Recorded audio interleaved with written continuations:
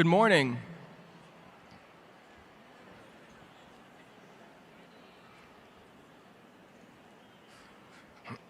Good morning.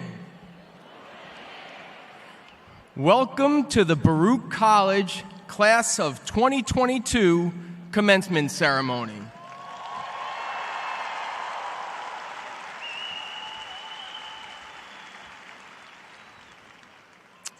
Now, this is a special day for so many reasons. Today, even more so, since this is the first in-person ceremony since 2019.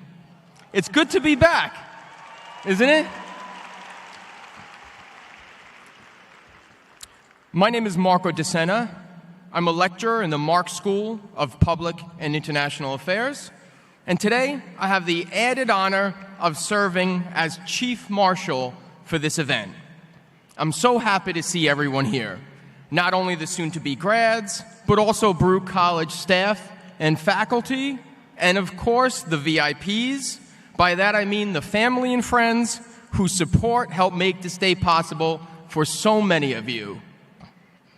As a Baruch alumnus myself, of the very school in which I now teach, though many, many years ago, I'm even more excited and proud to be with you on your graduation day. And while I'd love to be out here with you all, I'm here for a reason. As Chief Marshal, it's my job to very quickly explain what you'll be seeing when we start this in about 3 minutes. Now, even though you're ending your college career, this isn't a conclusion ceremony. It's a commencement. That word, commence, means to begin. We're here to celebrate your new beginning, this exciting next phase of your lives post-college. If you've ever been to a graduation, college or otherwise, in this country or around the world, you may notice some similarities. This is because many of the shared traditions are rooted in Latin, and some can actually be traced all the way back to the Middle Ages.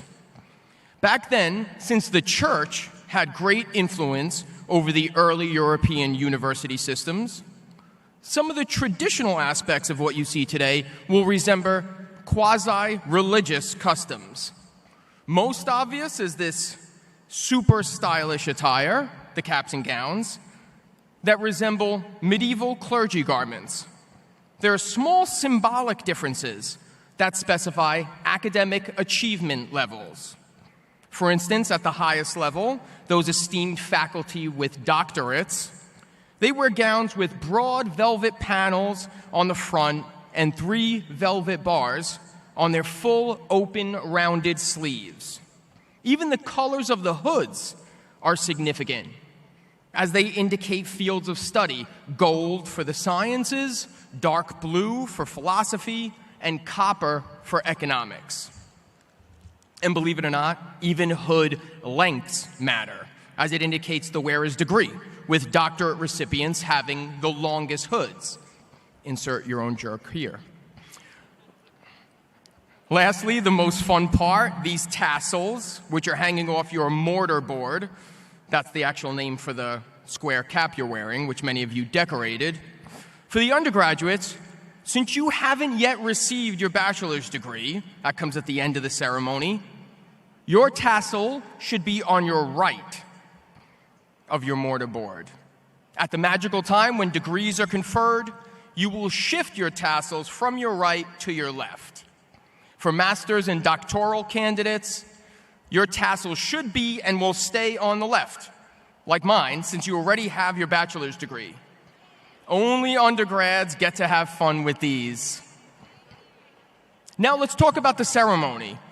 In about 2 minutes, we'll begin with the procession into the arena, led by 3 outstanding students carrying the banners of each of the 3 Baruch schools: the Marxe School of Public and International Affairs, the Weissman School of Arts and Sciences, and of course, the Zicklin School of Business. Always, always. Easy applause. Following them, I'll magically appear back there to lead the faculty marshals, other faculty members, and the presidential party. Once President Wu takes the stage, things will officially begin. Before I end, some quick announcements. Remember, today is for everyone to enjoy. Those around you are as eager to see their loved ones as you are. So please don't be disruptive, get out of your seat, or block anyone's view. Also, just in case you've been asleep since 1995, you can't smoke or vape on the premises. And now is the perfect time to silence those phones and tablets and phablets and watches and Siri and Alexa and all that. You could still take photos with the sound off. Speaking of photos, you'll have plenty of time to take those. In fact, after the ceremony, we'll have stations set up outside the plaza for the perfect Instagram shot. Even our lovable mascot, the Baruch Bearcat, will be roaming around ready to photobomb. And really, who needs Taylor Swift when you got the Baruch Bearcat, right? Come on. Forget them. This day is about you. So let's get started. I got to tell you again how happy I am to be the first to welcome you back inside, back in person, and how lucky I am to be the first to say to you soon-to-be grads and your loved ones, congratulations. Thanks for your time. Have a great ceremony.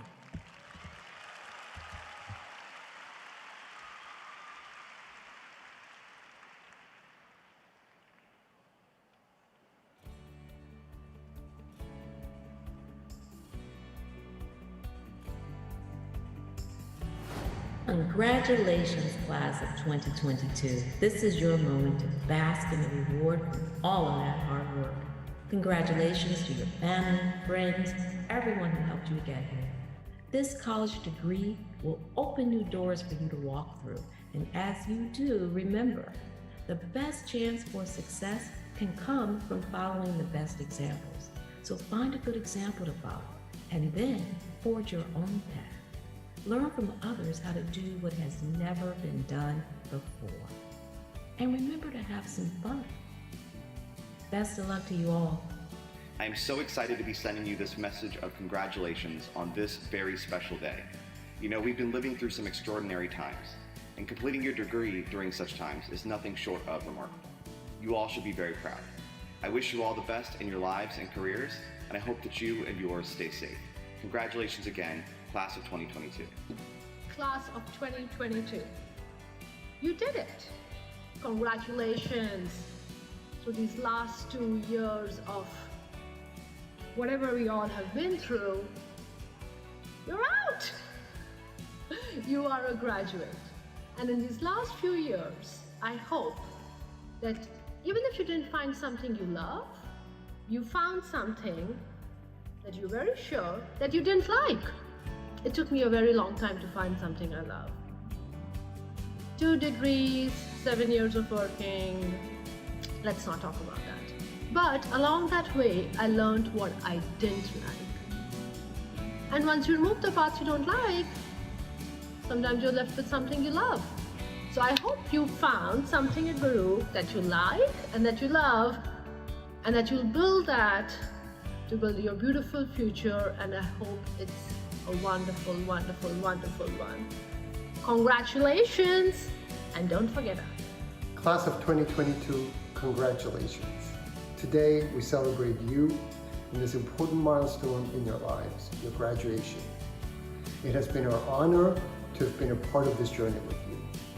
Now go out there and change as many lives for the better as you can. And don't be strangers. Stay in touch and let us know how you're doing. We know that you will continue to make us proud. Congratulations! You guys did it! You've earned your degree. The fact that you're sitting here today is a testament to the hard work and the perseverance and the grit that you've shown over the past few years. Your professors, including myself, are so proud of your accomplishments.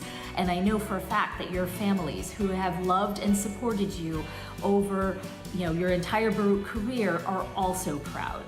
Come visit us sometimes. Send us an email. Let us know how you're doing. Tell us about your successes. We would love to hear from you. Best of luck to the class of 2022, and go Bearcat Nation. To Baruch College's class of 2022. Congratulations on your graduation. What a huge milestone and accomplishment that has shaped both the structure of your life and your identity. We are grateful for the time you have spent learning with us and so proud of what you have accomplished. I can't wait to see what you have in store ahead of you. Best of luck, and please stay in touch. Congratulations.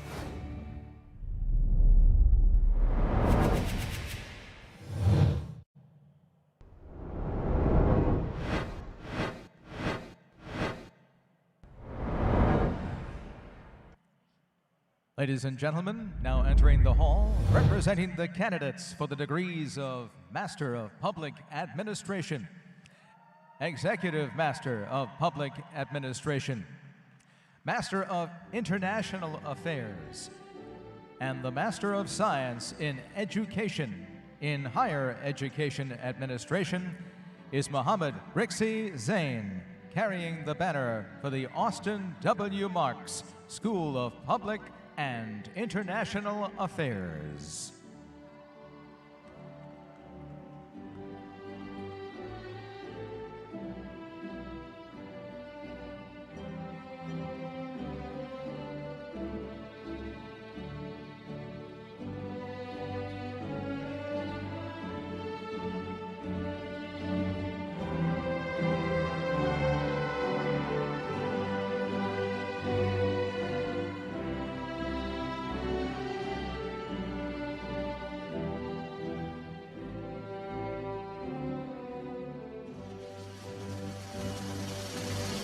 Ladies and gentlemen, now entering the hall, representing the candidates for the degrees of Master of Arts in Arts Administration, Master of Arts in Corporate Communication, Master of Science in Financial Engineering, Master of Science in Industrial Organizational Psychology, and the Master of Arts in Mental Health Counseling is Tony Ann Bennett, carrying the banner for the George and Mildred Weissman School of Arts and Sciences.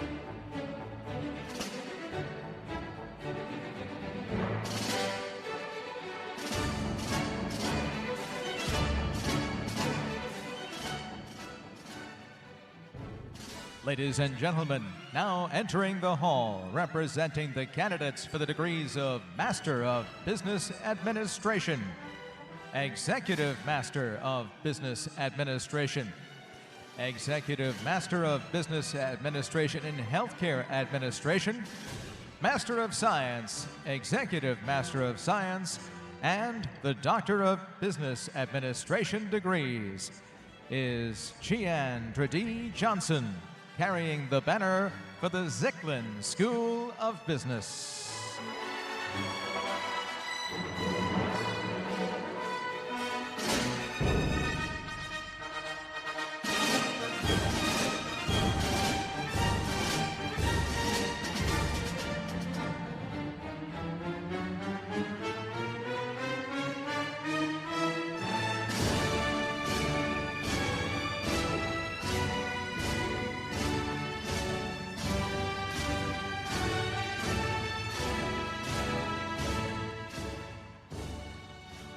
Ladies and gentlemen, now entering the hall, representing the candidates for the degree of Bachelor of Science is Suleiman Hamid, carrying the banner for the Austin W. Marxe School of Public and International Affairs.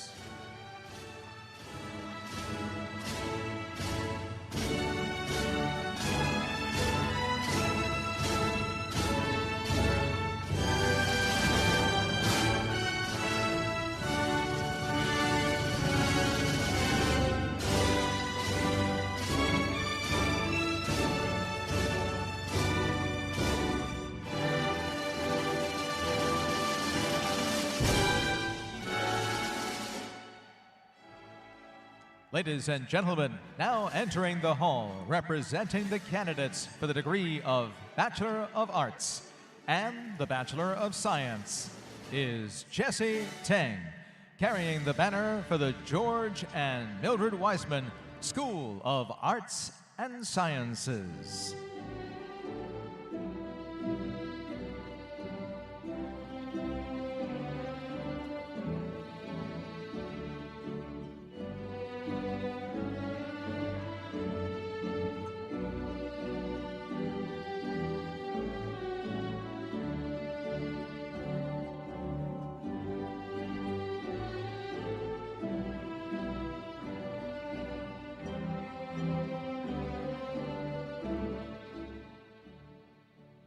Ladies and gentlemen, now entering the hall, representing the candidates for the degree of Bachelor of Business Administration, is Minot Tuckral, carrying the banner for the Zicklin School of Business.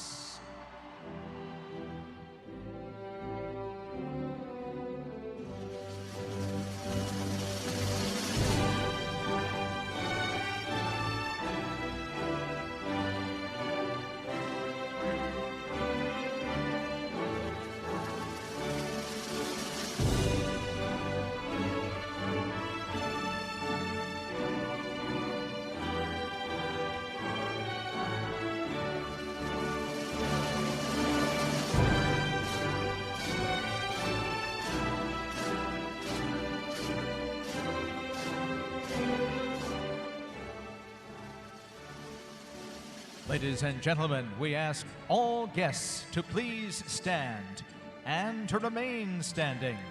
Now entering the hall, the faculty of the Austin W. Marxe School of International and Public Affairs, the Mildred and George Weissman School of Arts and Sciences, and the Zicklin School of Business of Baruch College, followed by the commencement faculty marshals.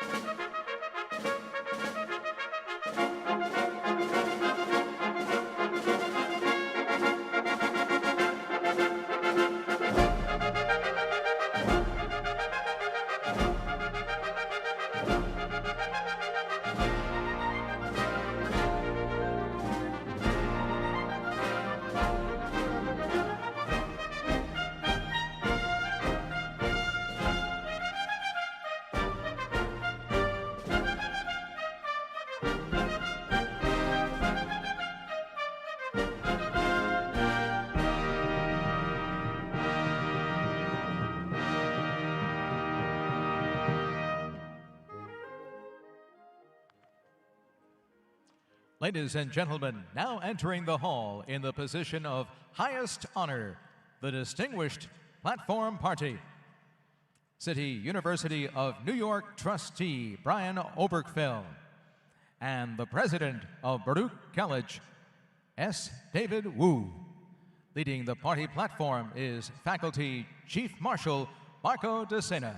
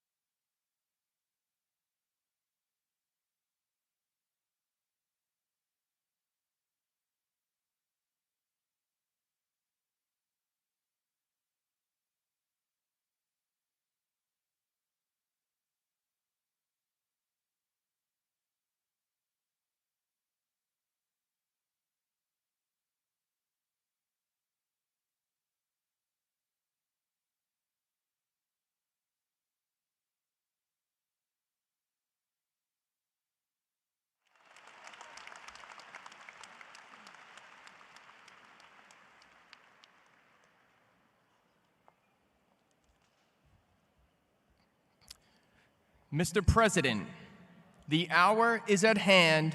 The guests are assembled. May these proceedings begin.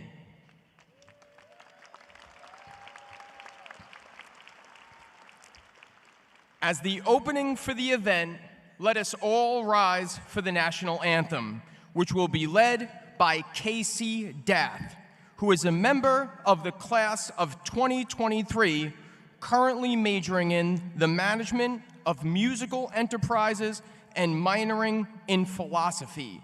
Please begin, Casey.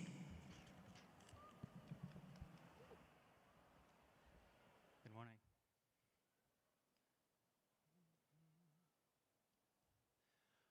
Oh, say, can you see by the dawn's early light what so proudly we hailed at at the twilight's last gleaming, whose broad stripes and bright stars through the perilous fight o'er the ramparts we watched were so gallantly streaming, and the rocket's red glare, the bombs bursting in air, gave proof through the night that our flag was still there. Oh, say does that star-spangled banner yet wave o'er the land of the free and the home of the brave?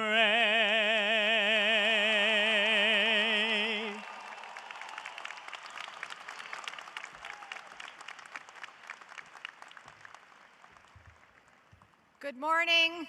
Please be seated. Welcome to the 2022 commencement of Baruch College.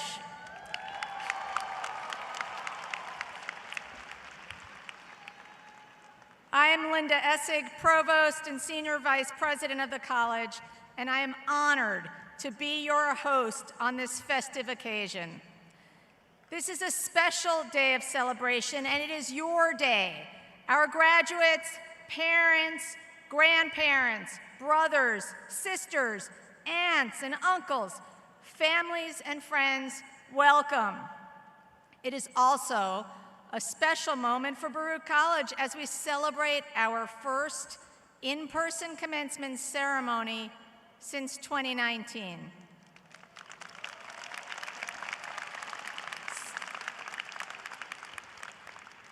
Baruch College is proud to be a most distinguished institution in the City University of New York system. For over half a century, Baruch has made an excellent education accessible to generations of students. Our graduates go on to career opportunities and lifetime fulfillment comparable to any top institution in the United States. A Baruch education literally transforms lives. President S. David Wu, who started his tenure in July 2020 as the 8th president of Baruch College, has led the college through these extraordinary times of the past 2 years. I would like to invite him to the podium to start our ceremony today. President Wu.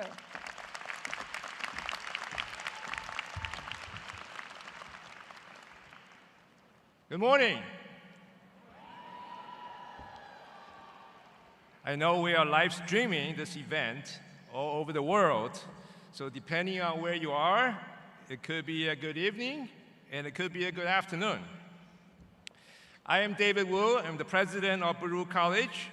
It is my honor to welcome all of you, the graduates, family and friends, distinguished guests, and members of our faculty, representatives of our government, the CUNY Chancery, and the Board of Trustees for this wonderful occasion today. I am pleased to show a special video tribute to the class of 2022 from our very own senior United States Senator Charles E. Schumer, born and raised right here in Brooklyn, where he still lives. Chuck was first elected to the Senate in 1998 and now serves as a Senate Majority Leader. In that capacity, he is the chief spokesperson for the Democratic Party and a very busy person. He's a long-standing friend and a fan of Baruch College, and he regrets not being here today in person this year. On his behalf, I'm honored to air this special greeting.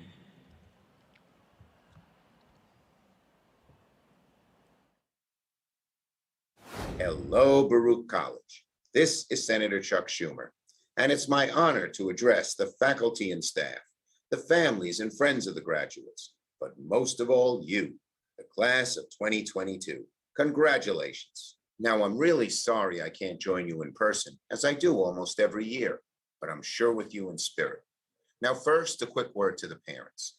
As a parent myself, I know how hard it is to raise kids these days and how much you've invested in them. But it all pays off as you watch your son or daughter receive their diploma and become an adult before your very eyes. Congratulations to the moms and dads.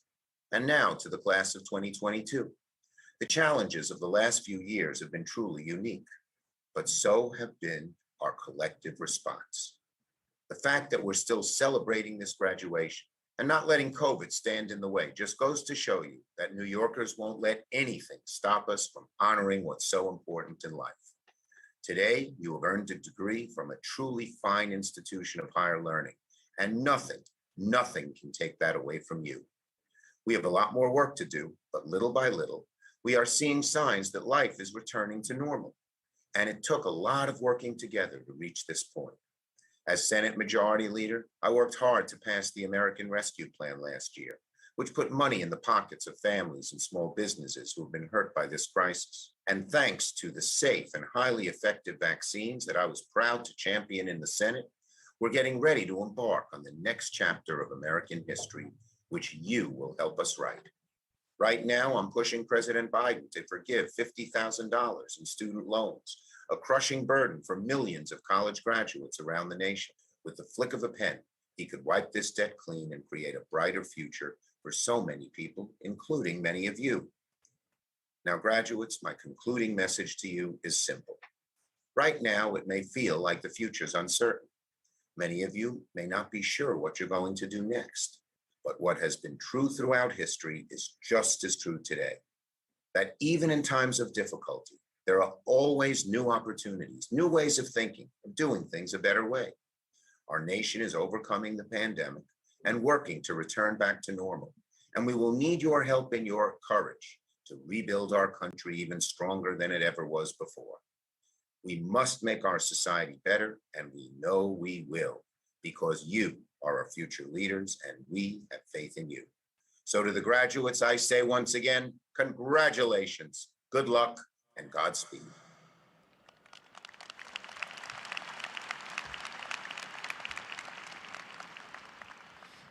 My thanks to Senator Schumer for taking the time to send such a warm sentiment for the special occasion.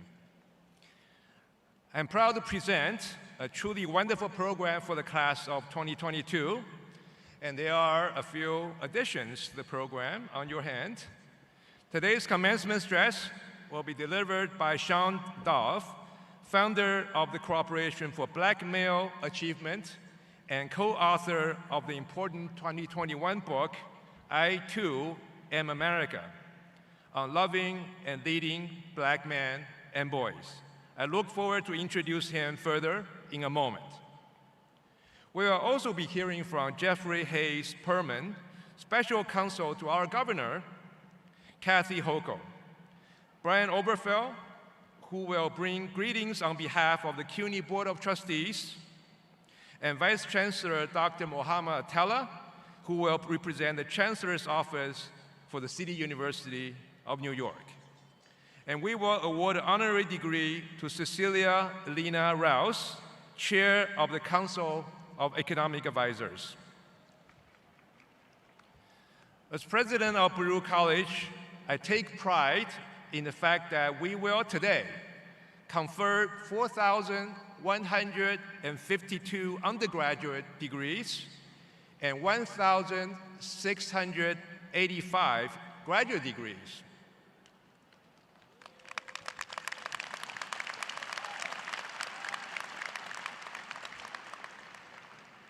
Baruch College is a stellar academic institution and a proud member of the nation's largest urban university system, the City University of New York. CUNY is home to 25 colleges and professional schools across the city's 5 boroughs. At any given time, there are more than 250,000 students pursuing degrees at CUNY from all ages and all backgrounds. Thanks to the support of the state of New York, it is one of the most revered enterprises in American higher education, and one that rightfully earned its reputation as the American dream machine. Today, we are honored to have State of New York represented by Jeffrey Hayes Perlman, an attorney currently serving as a special counsel to New York State Governor Kathy Hochul. Previously, Special Counsel Perlman served as director of the New York State Authority's Budget Office, where since 2017, he focused the office on transparency and accountability of state and local public authorities. Mr. Perlman also previously served as Chief of Staff and Counsel to then Lieutenant Governor Hochul.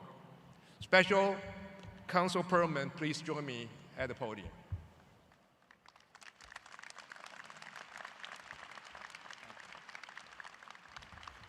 Good morning, and thank you for including me in this most wonderful occasion. My name's Jeff Perlman, and I am special counsel to Governor Kathy Hochul, and on behalf of the governor, I bring warm welcomes to the graduates and to the families here today.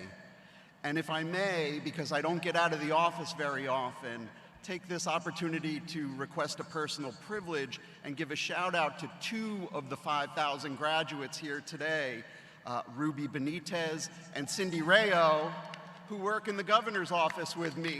We couldn't be more proud, and congratulations.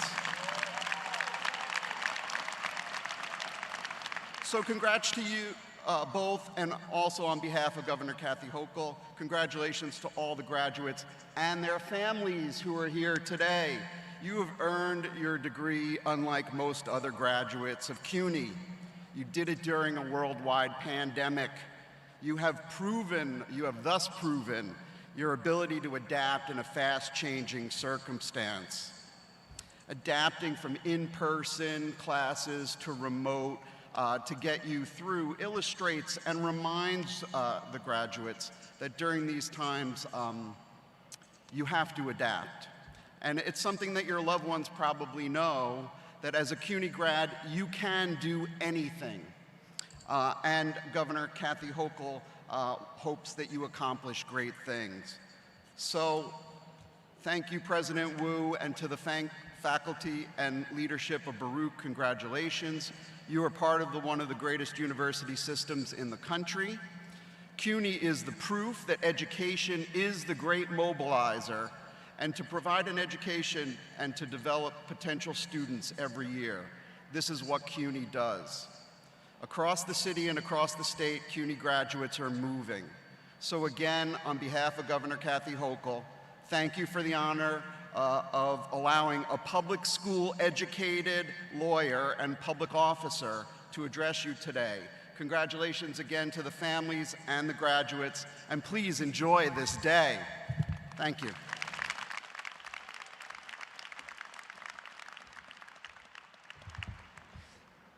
Thank you, Mr. Perlman, for celebrating this special occasion with us.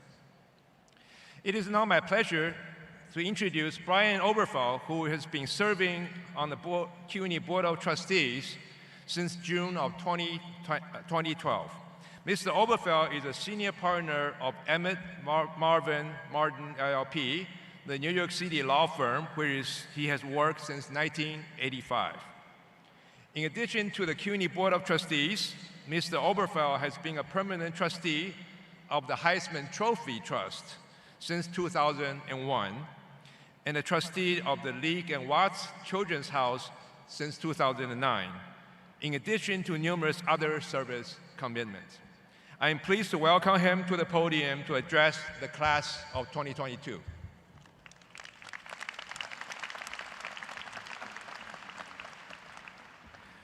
Good morning, everyone. I'd like to address this to President David Wu, PhD, distinguished faculties, guests, families, friends, and most importantly, the Baruch graduating class of 2022. It is my pleasure to also welcome today's honorary degree recipient, Cecilia Elena Rouse. Cecilia Rouse is the Katzman Ernst Professor in Economics and Education and Professor of Economics and Public Affairs at the Princeton School of Public and International Affairs. She currently serves as the chair of the Council of Economic Advisors for the Biden administration. She's the former dean of Princeton School of Public and International Affairs, a labor economist with a focus on the economics of education. Rouse is the founding director of the Princeton Education Research Section and a member of the National Academy of Education. Graduates, first and foremost, my heartfelt congratulations to all of you. On behalf of the Board of Trustees of the City University of New York, I am honored to celebrate your academic achievements today. You are the pride of CUNY and the pride of New York. We are enormously proud of the class of 2022.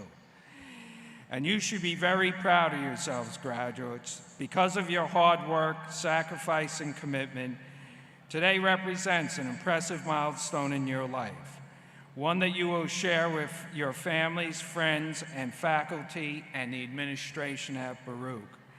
I would like to take a moment to acknowledge all those people who helped you along on your college journey.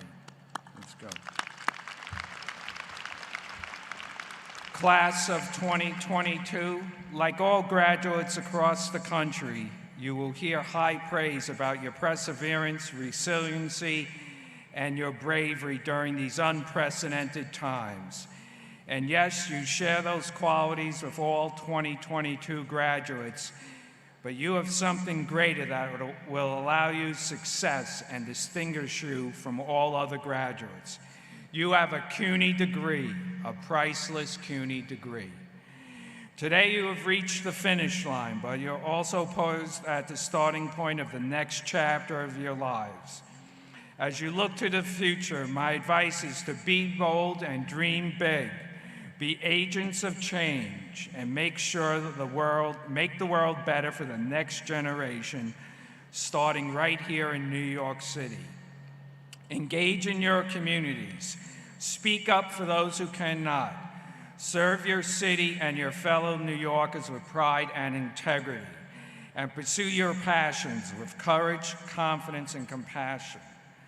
We expect great things from all of you, and we will be rooting for your success. I have no doubt that each of you has the talent and the passion to change the world. After all, you are CUNY graduates. On behalf of all of us at CUNY, I extend my very best wishes for a bright and successful future. Congratulations and good luck to the class of 2022.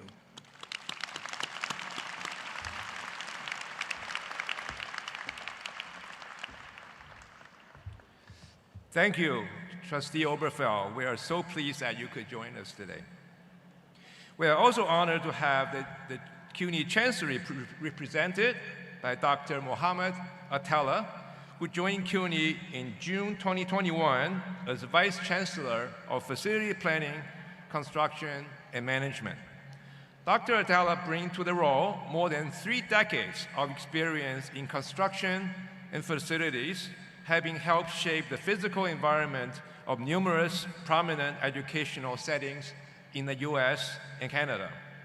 He also served as the Executive Director of the City University Construction Fund with an appropriation of $3 billion. Dr. Atella will say a few words and introduce a special video greeting from the CUNY Chancellor, Felix Matos Rodriguez.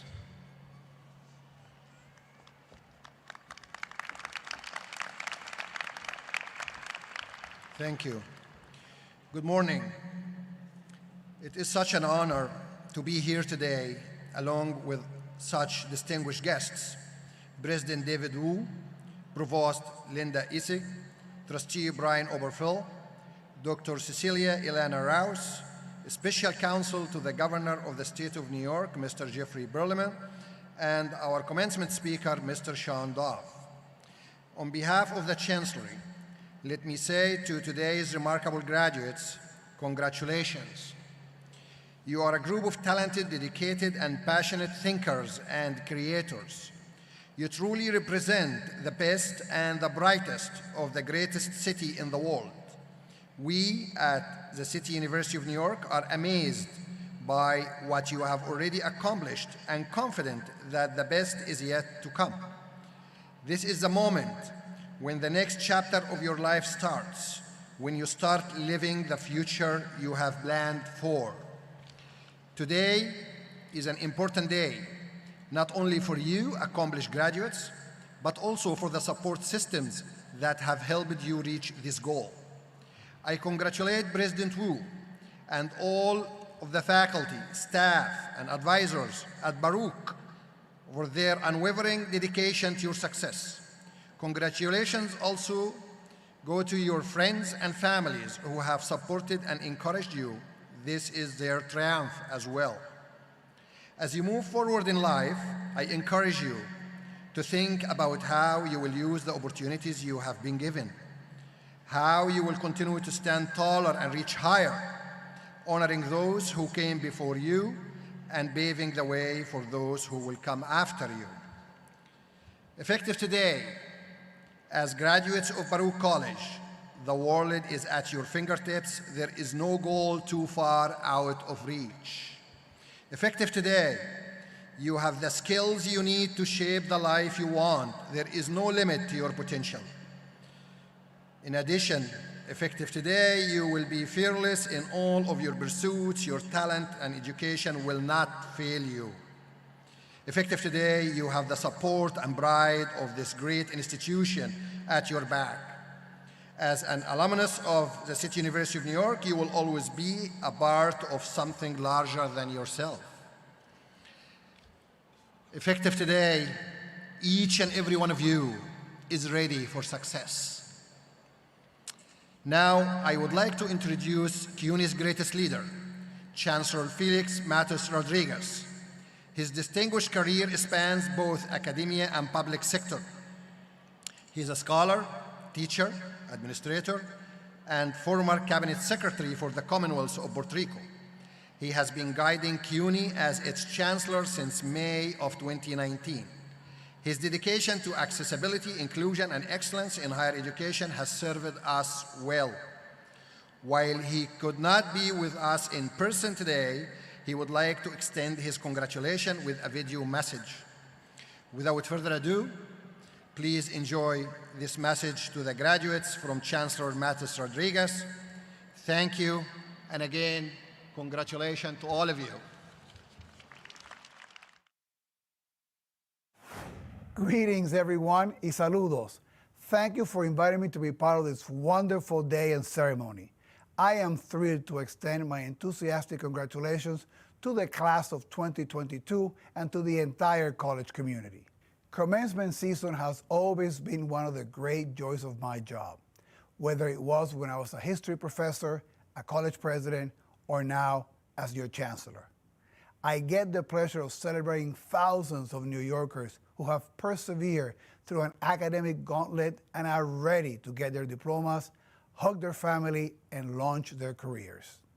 It's a pure celebration of everything I love about CUNY students: your grit and resilience, the way you overcome obstacles and make sacrifices to succeed, and how all of that underlines the thing that excites me the most about you, your great promise. To see our state's future engineers, teachers, coders, and poets take this next step is inspiring. So, this is a moment both to celebrate what you have achieved and to look forward to the opportunities that you have worked hard to create for yourselves. It is also a moment for you to reflect on what your college years have meant to you, how they shaped you and changed you. Think about the experiences that have opened your mind and given you direction. The professors and mentors who have inspired you. The friendships you've made, the relationships that would last a lifetime, and the bonds you form with a community that would make you proud to call CUNY your alma mater. I say CUNY because you are also part of a much bigger story that goes beyond your particular campus. Because you are and will always be part of our great city university. As you might have heard, this year we're celebrating CUNY's 175th anniversary. It's a story that started 13 years before the Civil War with 143 students in a school called the Free Academy. It was created to educate and provide access, equity, and opportunity to people of all backgrounds. Many were the children of immigrants. Sounds familiar? We have never wavered from that mission, and today we have 25 campuses that connect and propel the city as much as our subways do. You and your fellow CUNY class of 2022 graduates across the city make up a class more than 55,000 strong. You heard it right, 55,000. You are all part of this very important New York City story. CUNY, in fact, has graduated 1.7 million students over the past 50 years alone, and many more than that over its full history. Like you, they received a quality, affordable education that prepared and positioned them to start fulfilling careers without the kind of crushing debt that burdens so many graduates across the country. You don't have to be an economics major to understand why a CUNY education is the country's most powerful driver of upward mobility. And you don't have to be a sociology major to realize the impacts that has on both our graduates and our city. Our alumni strengthen and diversify the city's workforce. And many have made it to the top of the charts. From Colin Powell to Queen Latifah, from Andrew Lord to Jerry Seinfeld, to Ralph Lauren, from Antonia Pantoja to Shirley Chisholm, to our new mayor, Eric Adams, who holds 2 CUNY degrees. Nothing makes me happier or more proud than hearing about one of our graduates who plainly says that it was the open doors of a CUNY college that served as a gateway for their success. All of them started where you are today, diplomas in hand, full of hope, and ready for the future and ready for anything. So today, you are carrying this great legacy forward. To get here, you had to meet all the challenges your predecessors did. And one more big one.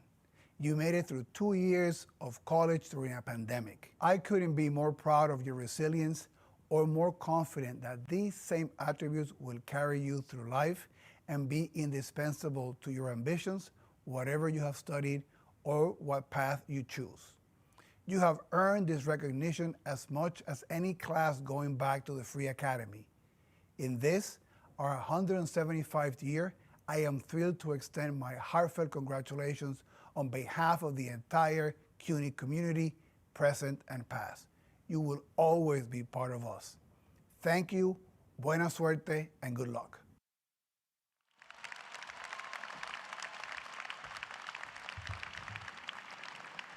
Thank you. Thank you, Chancellor Matos Rodriguez, and thank you, Dr. Atella, for joining us today and representing the Chancery. It is now my honor to introduce our 2022 commencement speaker, Sean Dove. Mr. Dove is an activist, social justice thought leader, and a change agent for nearly 4 decades.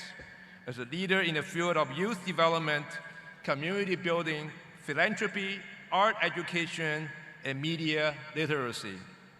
Sean is committed to inspiring, encouraging, and building the capacity of leaders, particularly but not exclusively emerging Black leaders striving to ensure social impact. Sean has dedicated his life and career to helping young people, particularly young men of color, to achieve their dreams. He is the founder of the Cooperation of Black Male Achievements, a counseling and publishing firm that produces community building and leadership development initiatives that elevate stories of loving, learning, and leading by the Black men and boys. Under Sean's leadership, the corporation has connected thousands of leaders and organizations, including supporting the launch of President Obama's My Brother's Keeper initiative and the New York City Young Men's Initiative. Drawing on his vast experiences, Sean most recently co-authored the book, I Too Am America, on loving and leading Black men and boys, which is a memoir, as well as a historic account and showcase of voices in the Black male achievement movement. Currently, he also serves as a managing partner for New Profit, a venture philanthropy firm that invests in social entrepreneurship who are advancing strategies to address systematic injustice. Since its founding in 1998, New Profit has invested more than $325 million in 165 social entrepreneurship-led organizations, as well as unlocked more than $1.7 billion in government funding for social innovation. Sean has been the recipient of numerous awards and honors, including the Key to the City of Louisville Black Entrepreneurs Modern Man of the Year in 2017, Ebony Magazine's Power 100 in 2015, and Columbia University's Charles H. Reverend Fellowship, among others. Mr. Dolph, we are thrilled to have you to address the class of 2022 today.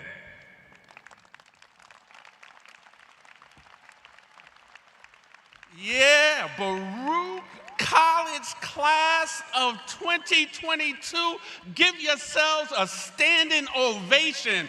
Give yourselves a standing ovation. Like your favorite New York team just won a championship. A standing ovation like you love yourselves. A standing ovation like you thought you would never see this day in your life. A standing ovation. Yes, indeed. I am so thrilled to be here. Let me tell you why I asked you to give yourselves a standing ovation. Because you deserve it. Sometimes, we wait for standing ovations from places and praise that it just never comes from.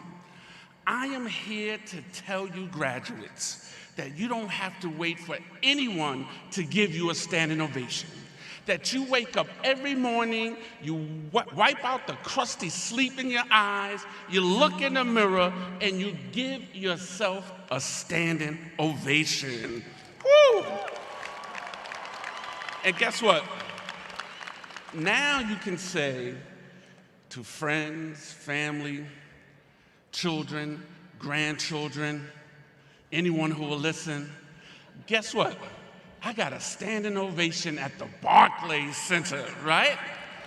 They don't need to know that you gave a standing ovation to yourself. They don't need to know that. Let me also tell you why I asked for a standing ovation. This is a huge honor and privilege for me. I might be just a little bit nervous as your commencement speaker today. I've done a lot of public speaking across the nation, and most times folks have asked me back to speak again. But every once in a while, they'll look and say, who invited him? He can't ever come back here again. So early on in my speaking career, I learned to ask for my standing ovation at the beginning of my speech. So thank you very much. Early on, my wife Desiree, who is here, who is a CUNY graduate, she graduated from City College, and I met her on her graduation day in 1994. I was her graduation gift. I would go on my speaking engagements, and she would come back, and when I come back, she would say, how'd you do? I got a standing ovation. go on another speaking engagement, come back. How'd you do? Got a standing ovation. What do you expect? And she started thinking, that's my man. He's good, but he's not that good. Until she finally came to one of my speaking engagements and she said, oh, that's how you always get a standing ovation. Listen, graduates, I know that you've learned a lot. You've acquired a lot of knowledge over the years. But one thing you need to know, in order to GET, you have to ASK. Repeat that after me. In order to GET, you have to ASK. You have to ask for what you want. And my first question to you today is, what do you want post your graduation that you are not yet asking for? So, I have a tradition in my leadership journey where on Thursdays, I have dubbed them Thank You Thursdays, when I try to send thank yous and notes of appreciation to at least 5 people in my network. Notes of gratitude and thank you. And I would like for you to adopt that too. And so I want to first thank President Wu for the invitation and the introduction for me to serve as your commencement speaker today. I want to thank the Baruch College Dream Team of trustees, professors, counselors, and all the individuals who made this day a dream come true for so many of you. I also want to thank Kenya Lee, President Wu's Chief of Staff, who will soon be Dr. Lee as she nears completion of her doctoral studies. Where's Kenya Lee? Let's give Kenya Lee a shout out. And I want to especially thank the moms, the dads, the aunties, the uncles, the cousins, the siblings, the friends who provided the mission fuel over the years to help get you here to this day. Now, graduates, while you will be walking across this stage solo to receive your diploma, you didn't get here alone. Take a moment right now and thank the entourage of encouragers and supporters who helped you make it to this day. Let me hear you shout their name out. Uncle, auntie, grandma, whoever that person is, if they're in the audience, point to them, blow a kiss to them, and thank you. Thank them. That's right. And I want you to take a moment also to thank those loved ones that began this journey with you that are no longer here. I know that some of you started your Baruch College journey and you have lost folks along the way. I want you to know and believe that they are smiling down on you, they are cheering you on, and that they are so proud of you. Yes. So no one does anything alone. In the spirit, I want you to know that you must embrace is that we need each other. I'm looking out at a multiracial, multicultural army of love, of equity, of strength and success, and this is what we need. I'm not up here today by myself either. You can't see her, but my strong Jamaican mom, Deanna, is standing up here with me. That's right, from Jamaica. And my mother used to say to me, Sean, I don't have to ask you what you're up to. All I have to do is look at who you're hanging out with on the corner when I come from work, and that will tell me what you're up to. I want to let Mom know that I am hanging out with the amazing Baruch College class of 2022, and we are doing some great things today. Mama is proud today. And just like you, I have many mentors and advisors and guides and coaches that got me here today and through my career. One of them is Terry Williams, the amazing PR maven and author of books like Black Pain, It Just Looks Like We're Not Hurting, The Personal Touch. And long ago, Terry said to me, Sean, if you're not leaving your house on most days with butterflies fluttering in your stomach because what you are setting out to do, your life is pathetic. I always thought Terry was a little bit hard with that pathetic comment. But I want to pass that on to you, class of 2022. I want to say the same thing to you. Commit to living a life that is stretching you, that is testing you, that is giving you butterflies in your stomach. A couple of other folks I want to shout out that you can't see that are here with me.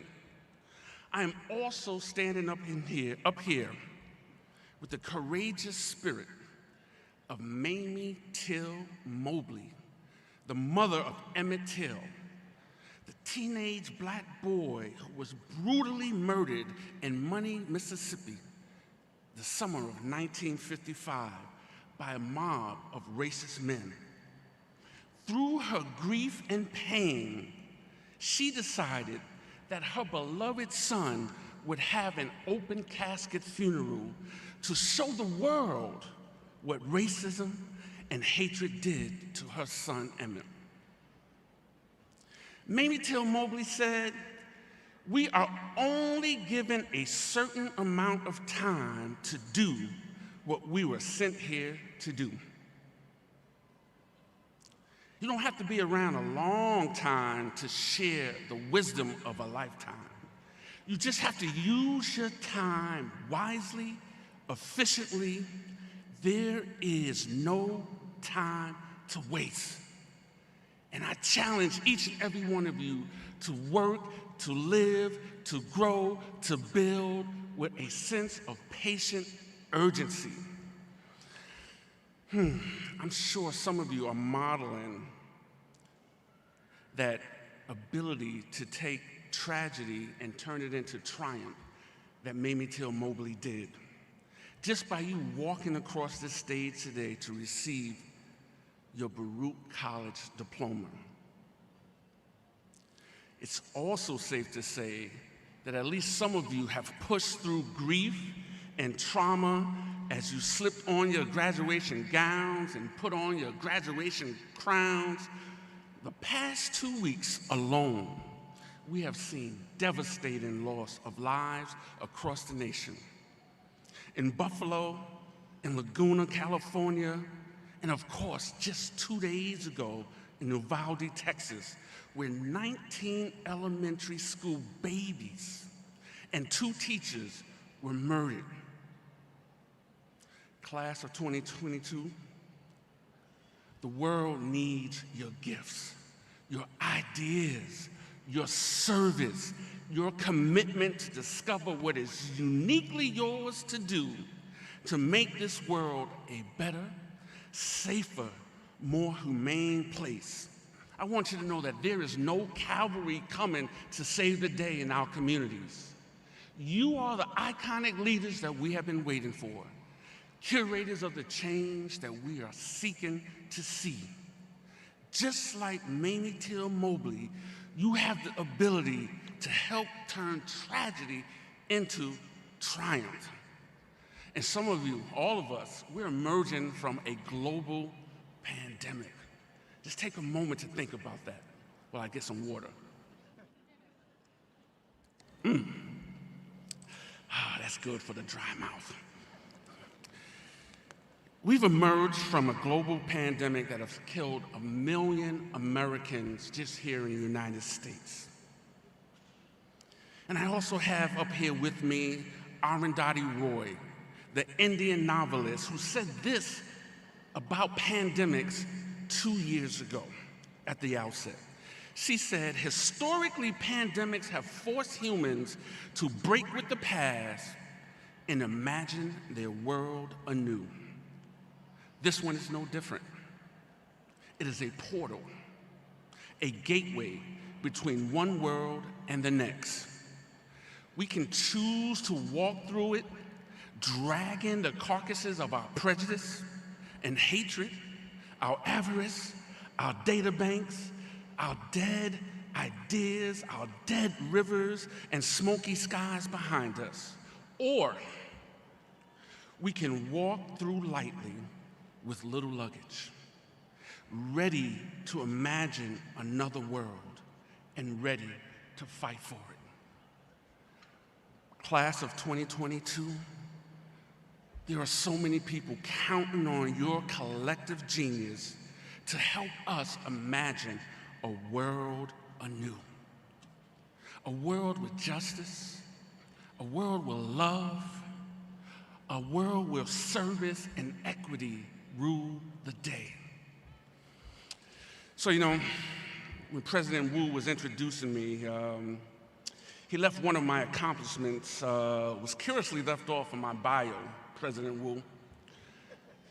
What he left out was that I have a PhD from UCLA. Yeah. That is the university on the corner of Lenox Avenue in Harlem. That's right, my UCLA, right across the Brooklyn Bridge, a few miles uptown, has since been named Malcolm X Boulevard, where I first began my studies. And I want to share a few life lessons that I learned from my UCLA, the university on the corner of Lenox Avenue, from games that I played as a young child on 119th Street on Lenox Avenue. Games like Scully's, relay races, and hot peas and butter. If y'all don't know what hot peas and butter is, please grab an elder. You know, please grab an elder. I don't have time to tell you about that game, but ask them what that is, right?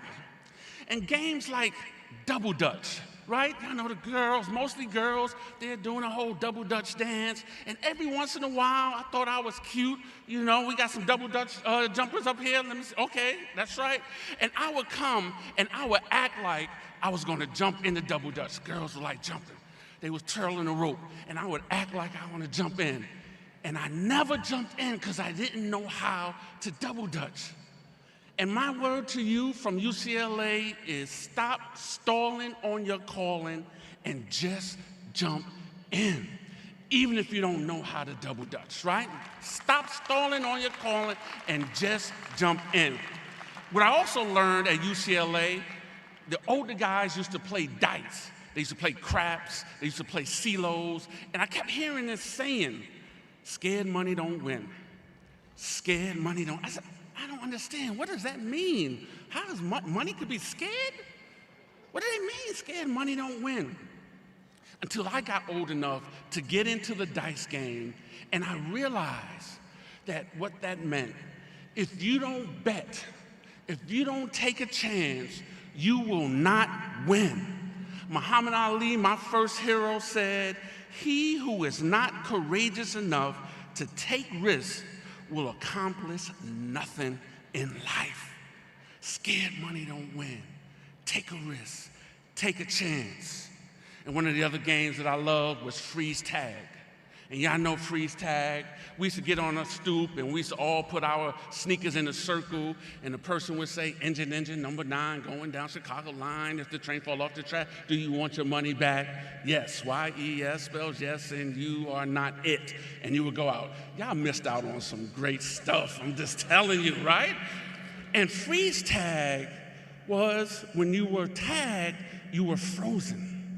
But the beauty of freeze tag, if you were free, you can tag someone else and they would be frozen no longer.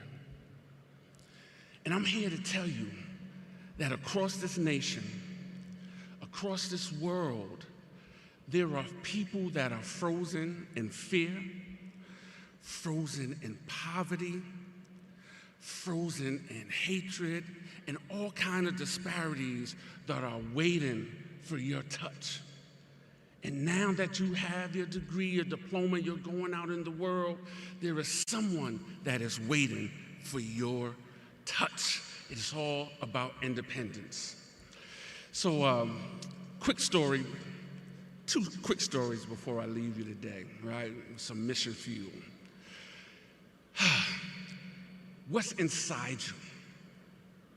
What is inside you, class of 2022? I was blessed to be in the delivery room for the birth of all 4 of my children, Nia, Maya, Cameron, and Caleb. And I remember the day that my wife told me that her water broke in the morning, and she said, oh, we gotta go to the hospital. I said, stop playing, no, because I was kind of late to the fatherhood game. And so Nia, I took pictures going to the elevator, take pictures going down the elevator. I took pictures getting into the cab, and they had to induce labor 12 hours later.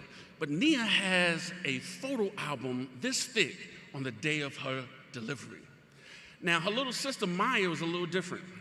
22 months later, in the middle of the night, we had moved from Harlem to Queens. My wife is moaning in the middle of the night. I said, what are you dreaming about? She said, I'm not dreaming, I'm having contractions, stupid. And I jumped up and I wanted to go to New York Hospital when Nia was born. And my wife Desiree said, no, we're not gonna make it. So we went to Jamaica Hospital. If it was up to me, Nia would have been born on the Triborough Bridge. Maya would have been born on the Triborough Bridge. My twin sons, Cameron and Caleb, were a little different. My wife had to go on bed rest 19 months into the pregnancy. And then when it was time for her to deliver, she pushed out Cameron, my first son. But no matter how hard she pushed, Caleb would not come out. Caleb was what you call breech. And he could not come out. And Desiree had already pushed out 4 babies.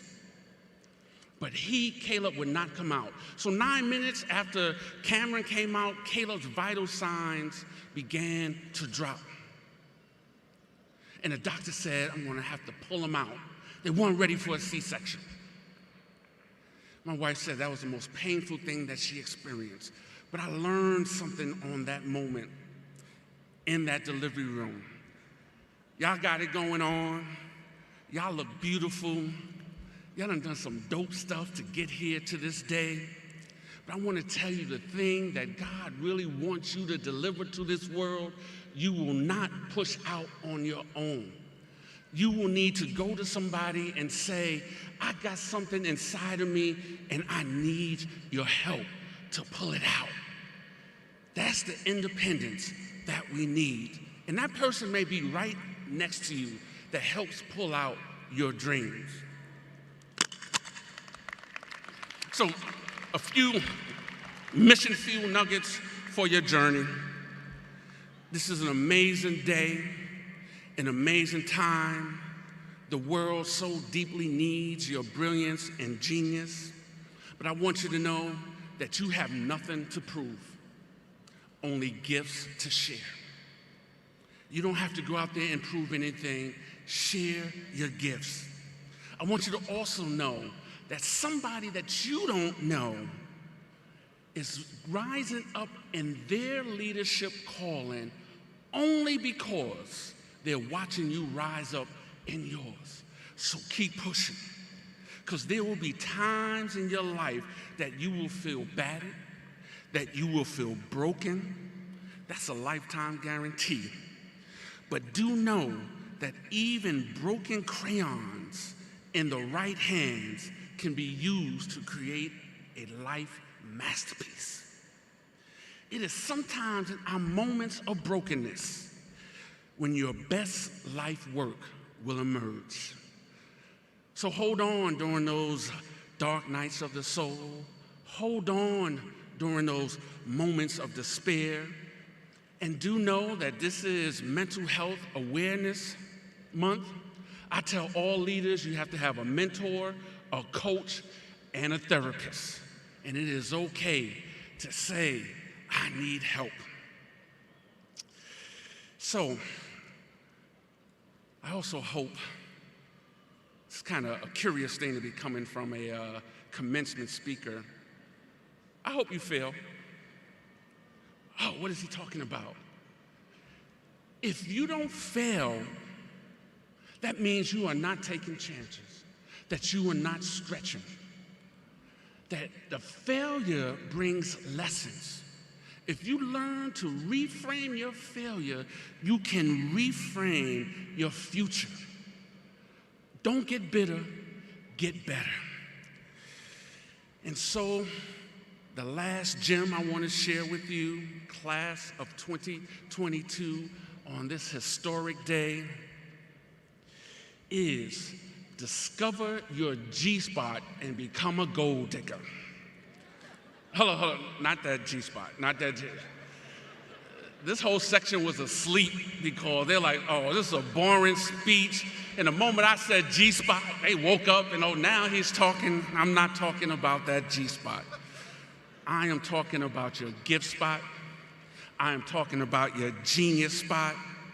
For some of you, I am talking about your God spot. Today it's your graduation spot. It could be your gold spot because you have treasure inside of you. And I want to dedicate this closing poem to all the coaches, the counselors, and the professors, because I discovered my G-spot from my poetry teacher, Mrs. Carlson. I did my first 2 years of high school right around the corner at Brooklyn Technical High School. And my last 2 years, I got a scholarship to go to prep school in Groton, Massachusetts. And I was away from my homeboys, and I said, let me try something new. Let me take this poetry class. Now, this was 1978. The Sugar Hill Gang just came out with Rapper's Delight. It wasn't a real cool thing to be reciting poetry in my crowd. But I would write poems, and I would come to class, I would recite my poems, and the class would clap. And I said to Mrs. Carlson, who are they clapping for? She said, they're clapping for you. I was a poet, and I didn't even know it. She helped me discover my G-spot of writing and speaking and poetry. And my challenge to you is to discover your G-spot. And I close with this poem, Gold, because you have treasure inside of you.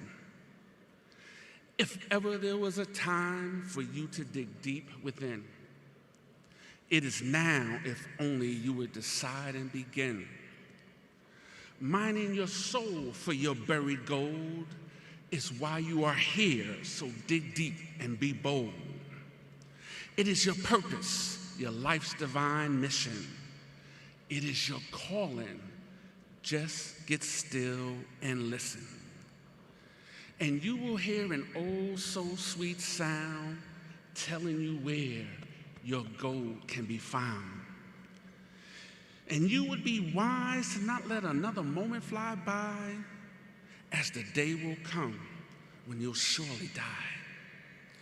Then the question for you will resoundingly be, did you dig deep for your gold for the world to see? Mining your soul for your buried gold is why you are here. So dig deep and be bold. Baruch College class of 2022, discover your G-spot and become gold diggers.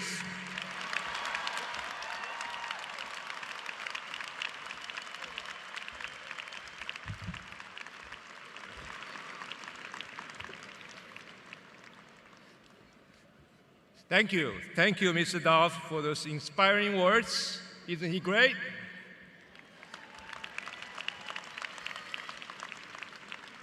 And thank you for your decades of service to advancing social justice. It is now my honor to address the class of 2022. First, I would like to start by saying I'm thrilled to see all of you here in person at last. I started my tenure as Baruch's 8th president remotely in July 2020. And like all of you, I spent the whole following year in a virtual environment. Since fall of 2021, it has been so exciting to see students, faculty, and staff that returning to campus as the pandemic restriction started to ease. Just last week, I saw many of you on the plaza for our spring celebration, and I feel that amazing Bearcats vibe in real life. Baruch College, soon to be your alma mater, has always had a special place in higher education. And our origin, as the Chancellor said, began with the Free Academy in 1847. Since then, Baruch has earned a long and storied history of pioneering change in public higher education. And our vision today remains as audacious as ever to disrupt all notion of prestige and quality in college education. You see, our society has oftentimes conflated prestige and high price. The thinking goes something like this: if something is expensive, by default, few people can have it. If something is exclusive in this way, it somehow has to be better. If something is exclusive and purportedly better, then it must be prestigious. In higher education, this flawed thinking has fed the notion that an expensive education is somehow better, more exclusive and prestigious. The two do not have to be associated that way. Indeed, they should not. I believe, and the faculty and the staff at Baruch believe, that excellence should be accessible to anyone who devotes themselves to the privilege of higher learning. And this driving principle, that excellence should be accessible, is special because, unfortunately, it is not common. Making excellence accessible has many real benefits, one of which you can see and feel right here in this arena. Just look around you. The signature diversity of Baruch College is well represented in the class of 2022. Together, you represent 130 different countries and speak more than 75 different languages in your homes. You live in the 5 boroughs of New York City and much beyond, and more than half of you are the first in your families to graduate from college.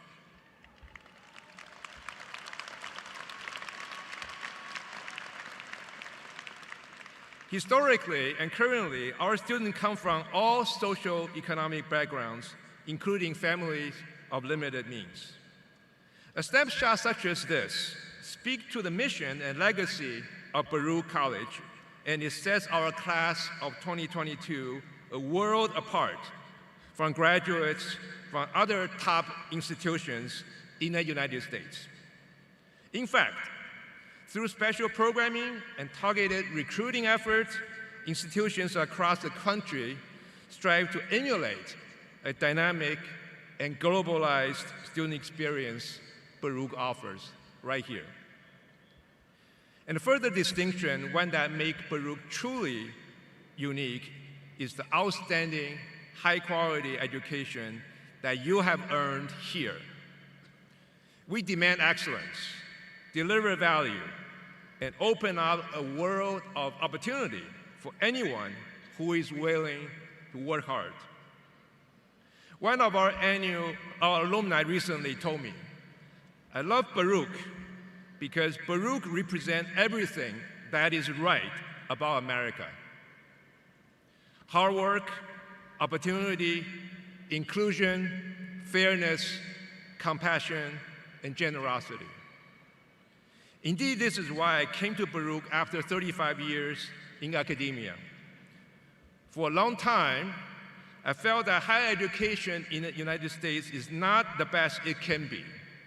Certainly not for the largest and most prosperous democracy in the world. But Baruch has the potential to change not just higher education, but through graduates like you. We have the power to change society for the better. Excellence and value set Baruch apart from the norm in higher education, and it is our differentiator. In my view, it's what set Baruch graduates apart, too. Our students, alumni, have nurtured a special talent for using their own experiences and their own stories to enrich and build on the formal education they have received. This is by design. Baruch takes pride in nurturing, cultivating, and awakening the unique stories, perspectives, and capabilities in each individual. It is fundamental to be comfortable with who you are and where you are from. This confidence is a common thread among the students and alumni I have had the pleasure to meet. To this viewpoint, let me share with you my own experience. When you hear me speak, you know I didn't grow up here. Neither did I come up through the traditional path or what used to be the traditional path. Some of you may have seen a picture of me on a motorcycle, and there is a story behind it. Like many of you, I worked odd jobs and to supplement my expenses in college. Among my first job was making deliveries on a motorbike in the busy street and back alleys of Taipei, where I grew up. And this is like an earlier version of DoorDash. In other words, I was a dasher before there is such a thing. This is when I developed a kinship with people who actually make the city work. Street vendors, sanitation workers, manual laborers, and others. And later, during my required military service in the Taiwanese Navy, I served on a World War II era American-made frigate. That's a battleship. I lived and worked side by side with people from all walks of life and all educational levels. And when our ship was in the shipyard deep for several months, one of my jobs was to strip paint and rust from deep in the inner halls of the ship. I still remember that small, dark space that I have to lay down and lit a dim work light, and along with the sound echoing from a hammer and chisel. And that scene still occasionally occurred in my dreams. And later, when I arrived in the United States, of course, my English was pretty rudimentary. Social gatherings such as cocktail parties and Friday afternoon happy hours were extreme source of awkwardness. Being foreign-born in such a setting is not just a language problem, it is a challenge to read social cues. You don't know when you can jump into a conversation or how to share a nuanced joke. Now, some of you may experience the exact same thing when you start your professional life. And I want you to remember that your background or the challenges and hardship that you may have experienced are also the source of your strength. And this is exactly what many Baruch alumni, some of whom now in their 80s and 90s, have conveyed to me. Through the ages, Baruch students have not had much handed to them. They have worked hard, learned incredible things from their life experiences, and written life stories that's truly remarkable. They are original and creative thinkers who took a rare approach to tackling the challenges they face. Many attended college when others in their families and communities did not. I'm sure many of you relate to these difficulties and feelings. And even if you were born here, but raised in a different culture, maybe speak a different language at home, and it can be challenging to integrate. The same could be true for perceptions of social class as you enter a workplace where the majority of people seem to come from a very similar background to one another, but not to you. And there is a fear of an implicit stereotype bias, where you are judged based on how you look, how you sound, or where you come from, not by who you are, what you can do, and what you have accomplished. Yet, I believe this perspective, as outsiders, has always allowed Baruch students to think outside the box. Or perhaps they never realized the box even existed. And this gives you the opportunity to see things others do not. During your time at Baruch, you have honed the ability to read people from different perspectives and different angles. And you have developed an understanding that people from different backgrounds may behave and act differently, but have tremendous value to add. You will be less likely to fall into the groove too quickly, and this will give you a real edge. This skill set, this heightened situational awareness, is invaluable. In fact, it's priceless, and that is what society needs. Our society is at a pivotal moment, following the big reset brought by the pandemic and the reckoning that challenged racial and social injustices. Everyone is rethinking how organizations are run and what people bring to the new way forward. And this translates into opportunity for those who are agile, adaptable, and situational aware. In the status quo, opportunity is rare, but then when everything is a toss-up, opportunity abounds for you.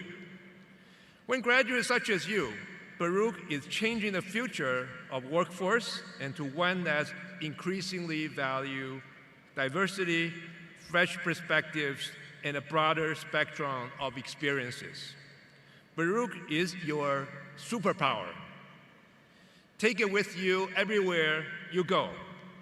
You have earned an education and a worldview that sets you apart. As I congratulate each of you, as our commencement speaker did, I ask you, please stand up, please, and take a moment to thank all the people who help you to get to this special day. Cheer your parents, family members, bosses, colleagues, professors, mentors. I'm sure the list is long. Thank you. Please be seated.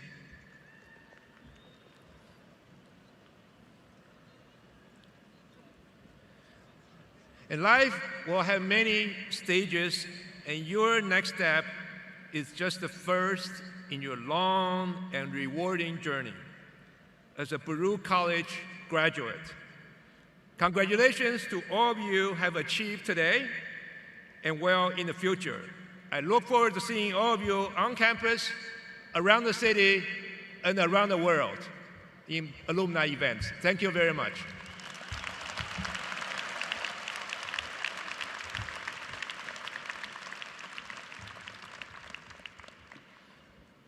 Now I invite Provost Essig to come on the podium.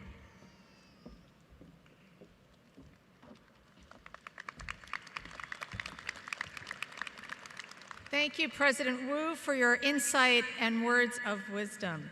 For those of you who might be following along in the program, I note that we're going a little bit out of order. Before we introduce our student leadership, we will engage in a time-honored tradition in higher education of presenting an honorary doctoral degree to a person who has made a significant difference in society.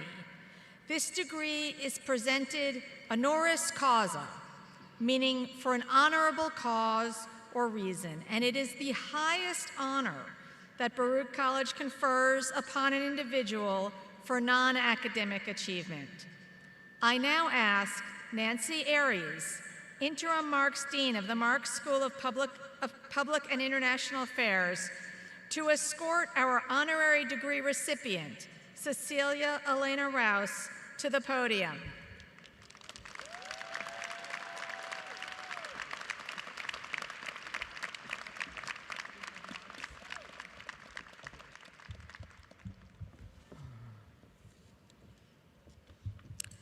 Dr. Cecilia Elena Rouse, you're a distinguished and respected labor economist and expertise in economics of education and author of numerous papers, articles, and publications.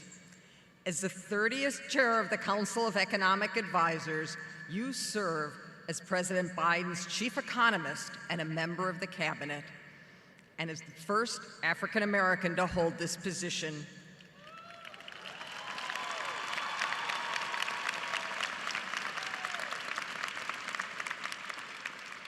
You also served 2 previous U.S. presidents. From 2009 to 2011, you were a member of President Barack Obama's Council of Economic Advisors. And from 1998 to 99, you worked in the Clinton administration as special advisor to the president at the National Economic Council.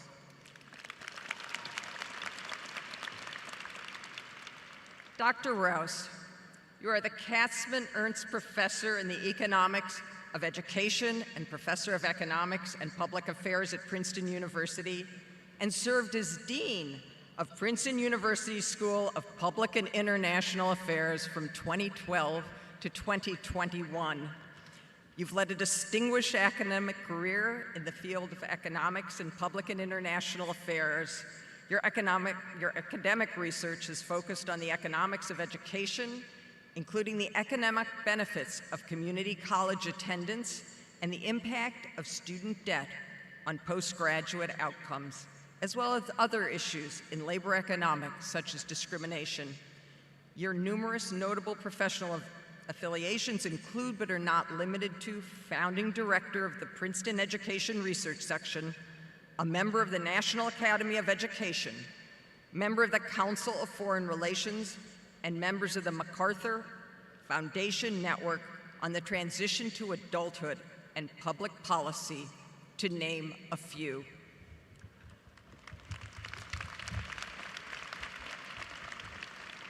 Cecilia Elena Rouse, in recognition of your exemplary accomplishment, Baruch College is proud to bestow upon you the degree of Doctor of Humane Letters, honoris causa.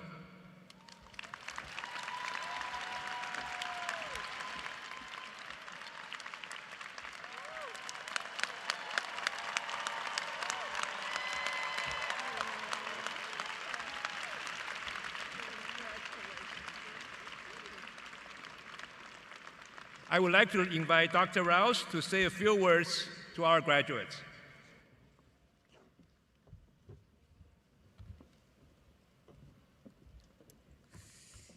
This is very exciting for me. So thank you, President Wu and the board, for selecting me for this really, truly amazing distinction.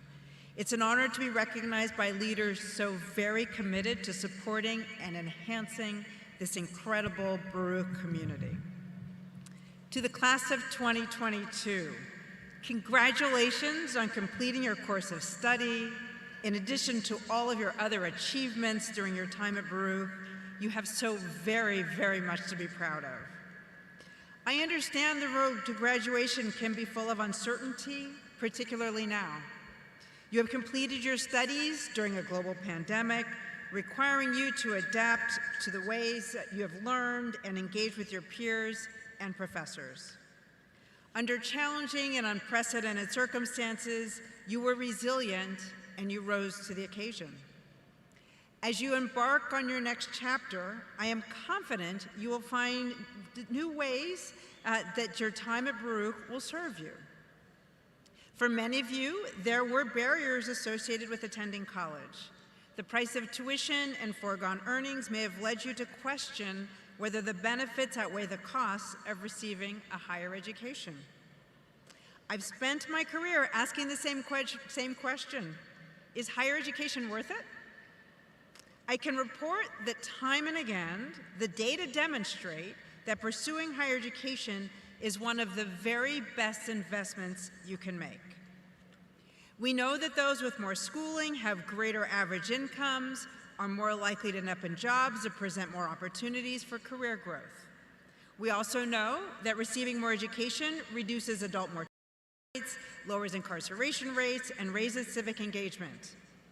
So your pursuit of additional years of schooling not only help you, but they also help me and the rest of society.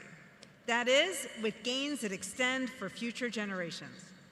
For all of these reasons, higher education can play a critical role in leveling the playing field and unlocking opportunity for people across all walks of life. Someone who understands this deeply is my current boss, President Biden.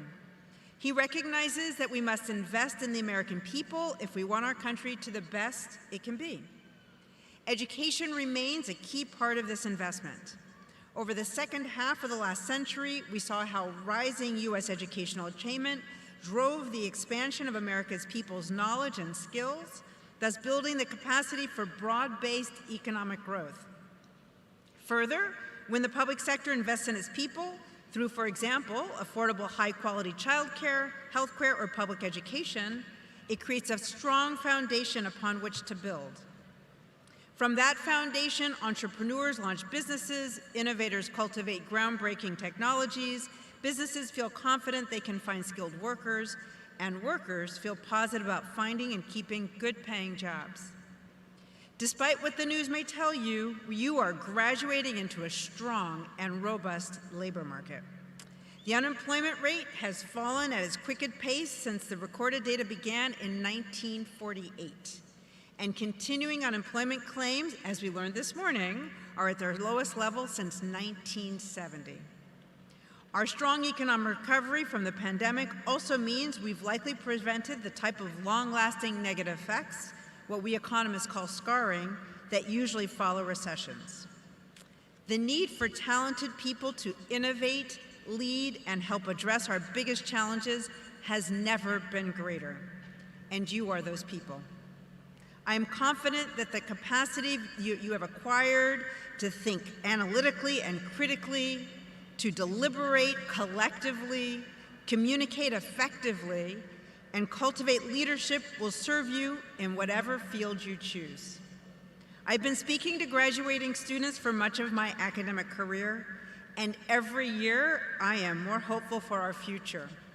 I'm excited to say that it belongs to all of you.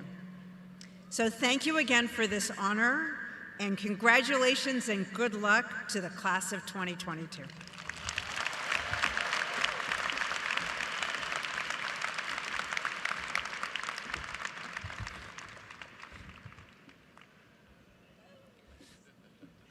Thank you, Dr. Rouse.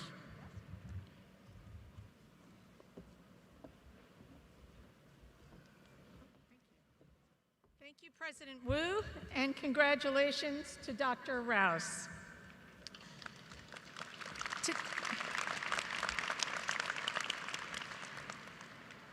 Today is also a day to celebrate our wonderful faculty, many of whom are seated here on the platform.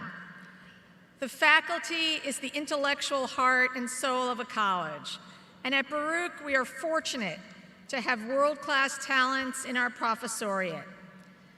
People who pursue careers in academia are making a commitment to preserve and expand the knowledge base of all humanity. They do this in part through their scholarship, and they do this largely through the instruction they provide to the next generation of thinkers and doers and civic participants, you, our graduates. Members of the faculty have worked tirelessly to help you succeed academically and to take the next step in achieving your dreams. So I invite you to take this opportunity to rise and thank them.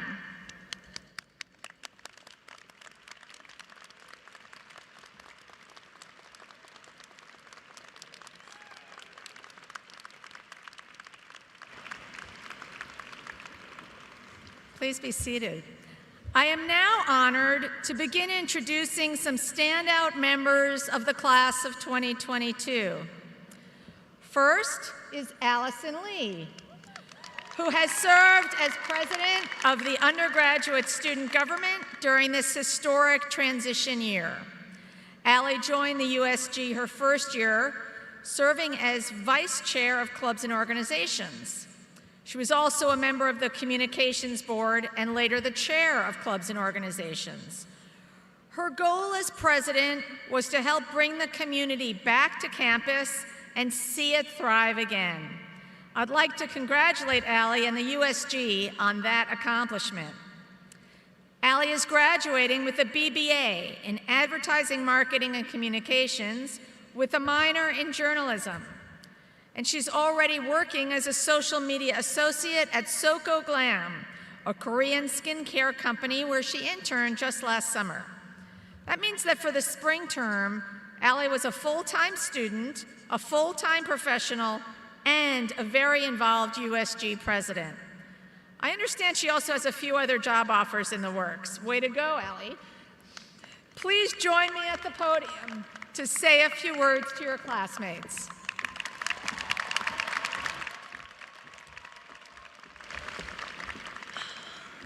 Thank you, Provost Essig, for that warm introduction. Welcome back, Bearcats, to the Barclays Center. It's been a long 3 years since Baruch College last held its commencement here. It feels quite surreal to be reigniting this in-person commencement tradition, but here we all are, surrounded by each other and our families. Let's take a moment to give a round of applause to our faculty, staff, the Office of Student Life, and all who played a part in making all of this possible.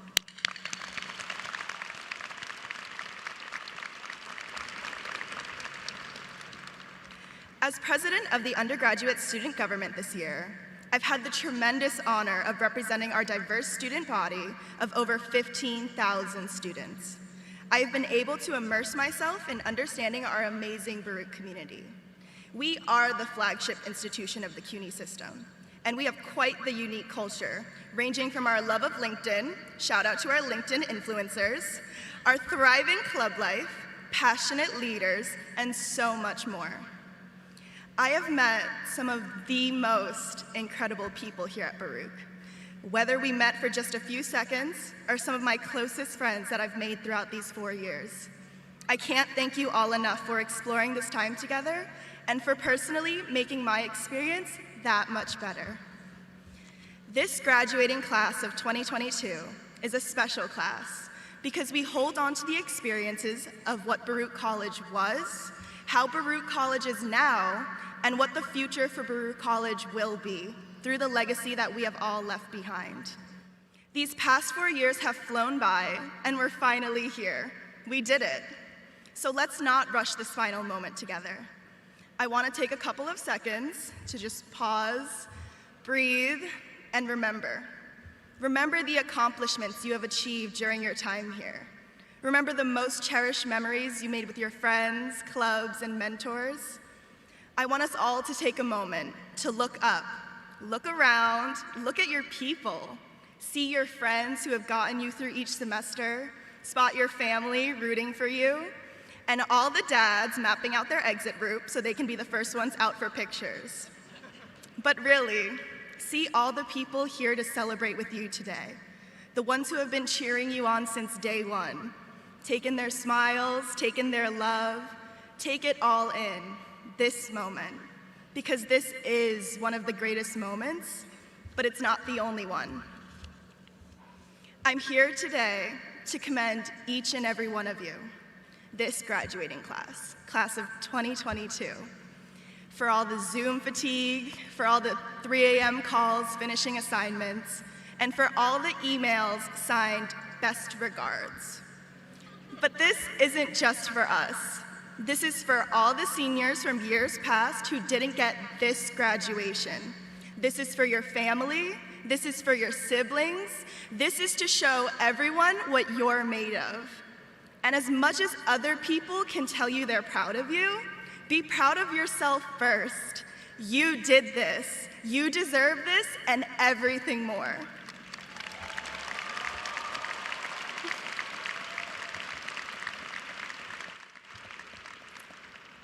Something I learned during my time here is to never compare yourself to others. I know, you've all heard it before, but it holds up. There will always be someone who's one step ahead or someone who's 3 steps behind. Where you are, what you're doing, and what you plan to do, that's what's right for you. Despite what other people say about you, despite what society tells you is the only path to productivity, your path is where you need to be. It's easy to get sucked in. It's easy to keep jumping higher and higher, trying to reach this potential. But don't forget your passions, your light, and what you're living for.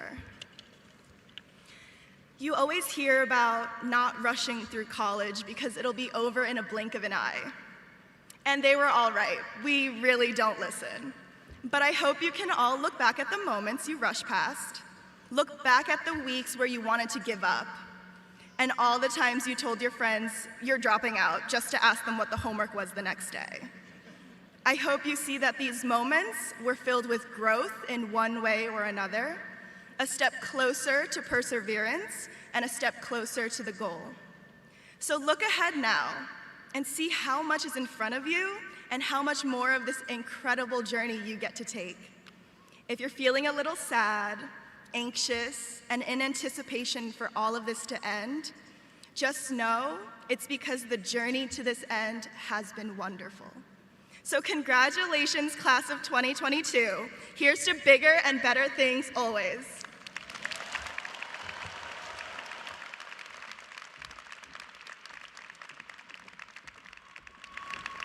Thank you, Allie, and best of luck in your next adventures. A variety of awards and honors are also bestowed on our graduating students each year. There are too many, in fact, to be distributed or named individually at these exercises. To give these outstanding individuals the special recognition they deserve, President Wu and I, along with Art King, our Vice President for Student Affairs and Dean of Students, and leaders from our 3 academic schools, hosted the Student Academic Awards ceremony on May 16th, where 221 awards were presented to 201 students. The awards recognize academic excellence, leadership, community involvement, athletic success, and outstanding achievements in specific disciplines. May I ask all of those 201 graduates who received awards to please rise and accept our congratulations.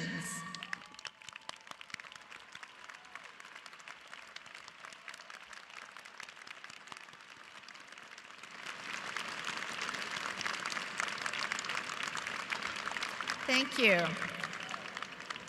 I would now like to introduce 2 more outstanding members of the class of 2022, the Salutatorian and Valedictorian for your class. I would like to ask this year's Salutatorian, Brianna Staton, to please rise and be recognized.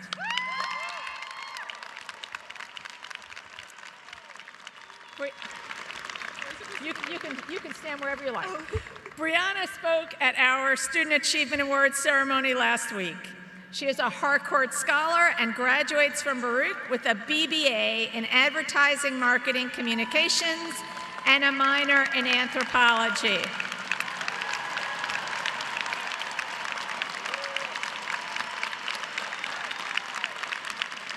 She is the first in her family, and I see her family sitting over there, to graduate from college.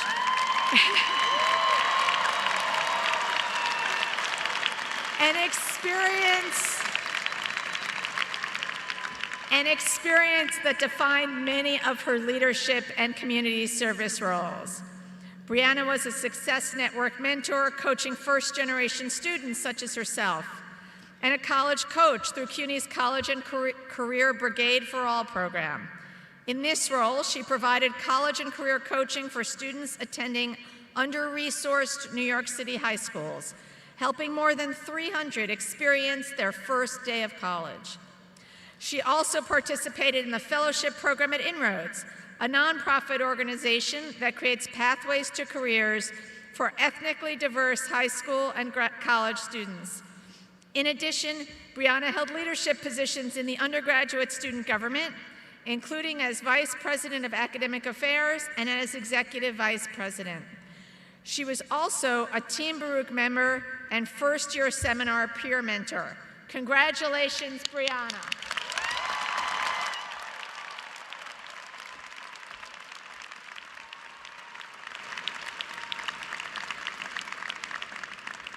And now I would like to introduce your valedictorian, Ashley Maybo Tarenti. Ashley Maybo graduates from Baruch College and from Macaulay Honors College with a BBA in International Marketing Management and minors in Business Law and New York City Studies. She is a Gala Scholar and Legacy Award winner. Her scholarships include a Peter F. Vallone Scholarship and a New York City Council Merit Scholarship. Ashley Maybo held numerous leadership and service positions both at Baruch and Macaulay, including serving as a Baruch Honors Program Ambassador, Tools for Clear Speech Outreach Coordinator, Macaulay Peer Mentor, Macaulay Business Club Marketing Committee Vice President, and as president and later coach of one of the largest clubs at Macaulay, the Marauders Quidditch team. She also found time to study abroad, focusing on antiquities in Florence, Italy, and the Spanish language and culture in Santander, Spain. Through the Lexington School for the Deaf, she learned American Sign Language. Ashley Maybo plans to attend veterinary school and as such, dedicated more than 5,000 volunteer hours to various wildlife organizations. She's also sketching ideas for a children's book. Please join me in congratulating Ashley Maybo Tarenti, valedictorian of the class of 2022, who will now address the graduates.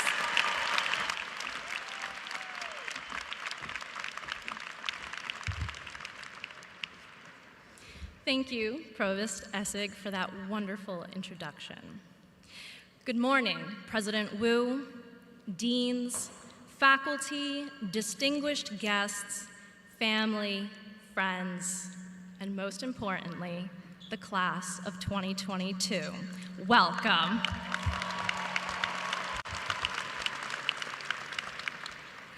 I'd like to take a moment to acknowledge and celebrate again our amazing and accomplished salutatorian, Brianna Staton.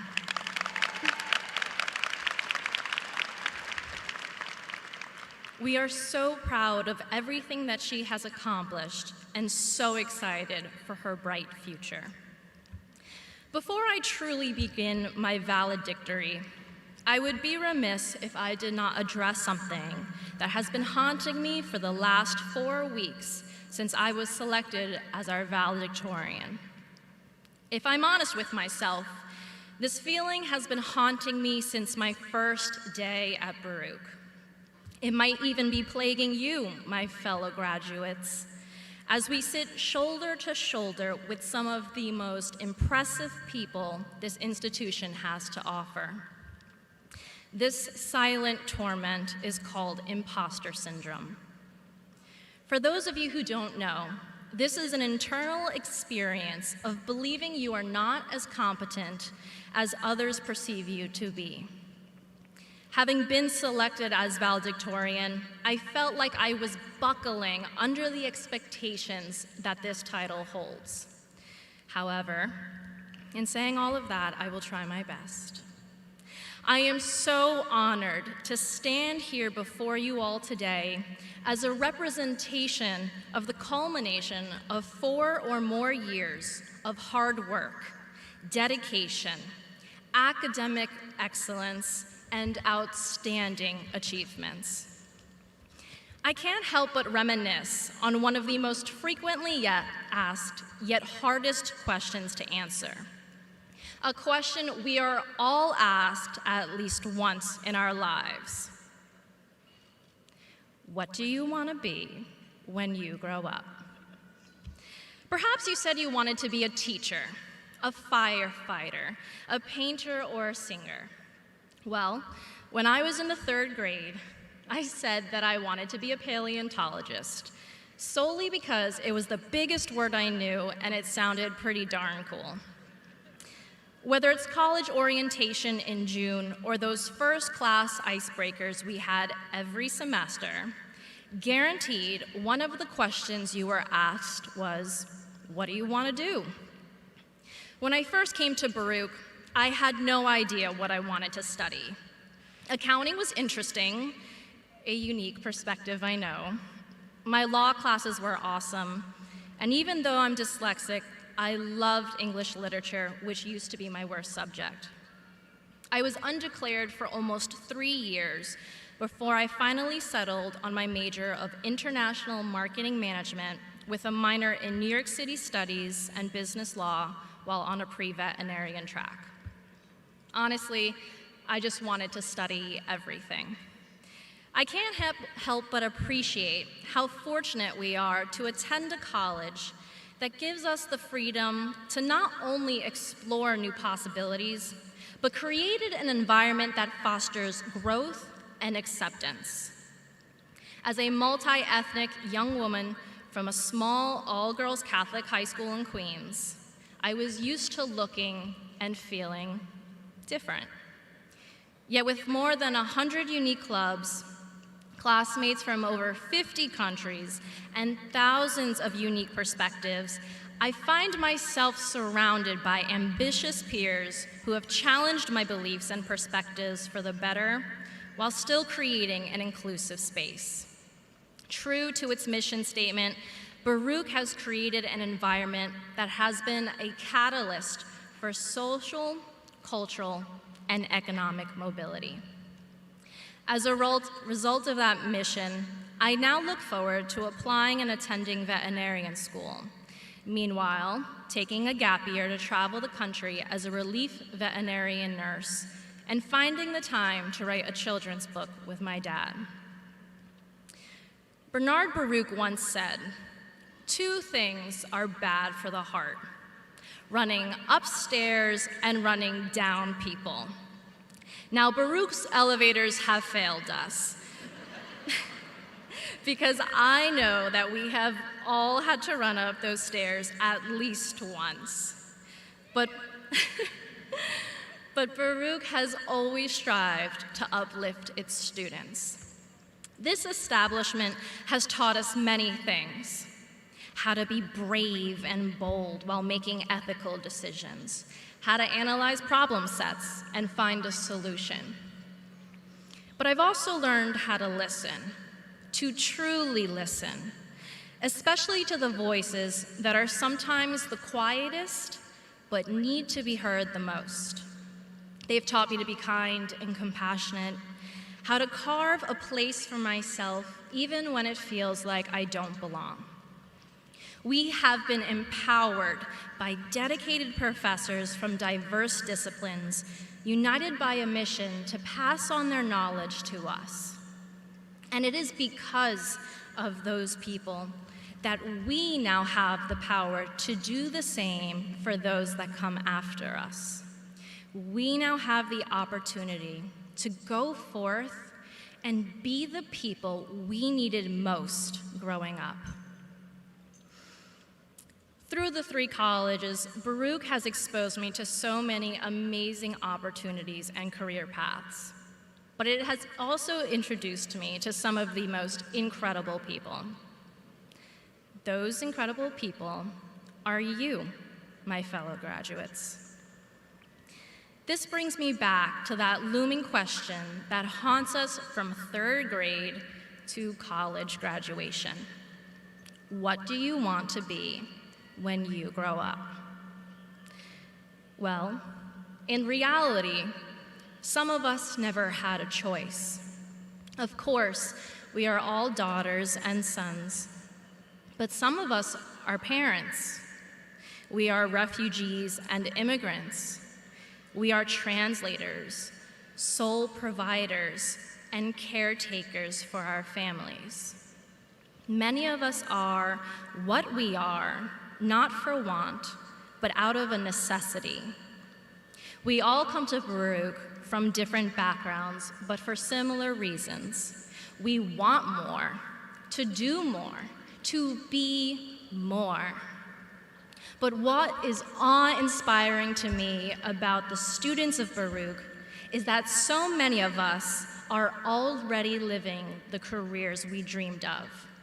Of course, I sit amongst future senators, Nobel Prize winners, and Hall of Fame occupants.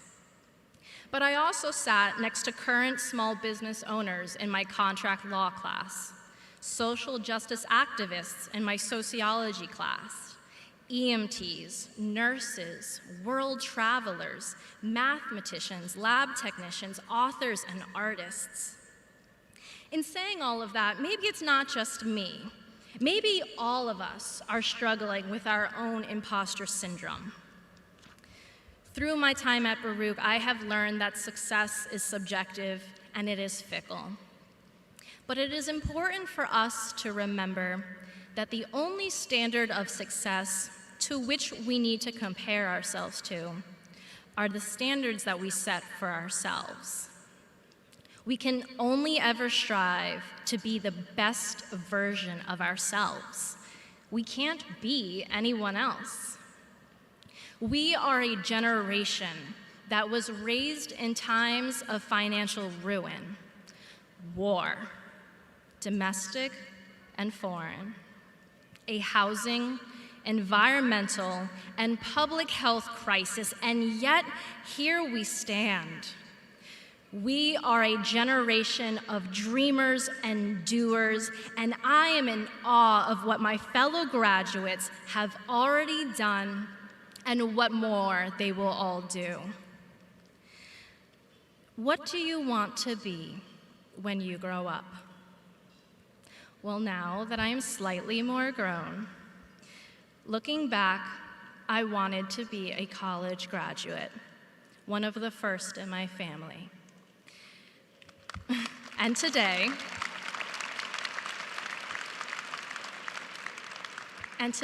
like so many of you, I can say that I am. It is amazing to think that after what we collectively have been through, especially in the last 3 years, that we are here in person at the Barclays Center, graduating from one of the finest institutions in New York. My fellow graduates, go out and be unapologetically the best that you can be, and the world will be all the better for it. There are no insurmountable barriers for us, just the opportunity to rise to the occasion and set new expectations. Congratulations, Bearcats, we did it.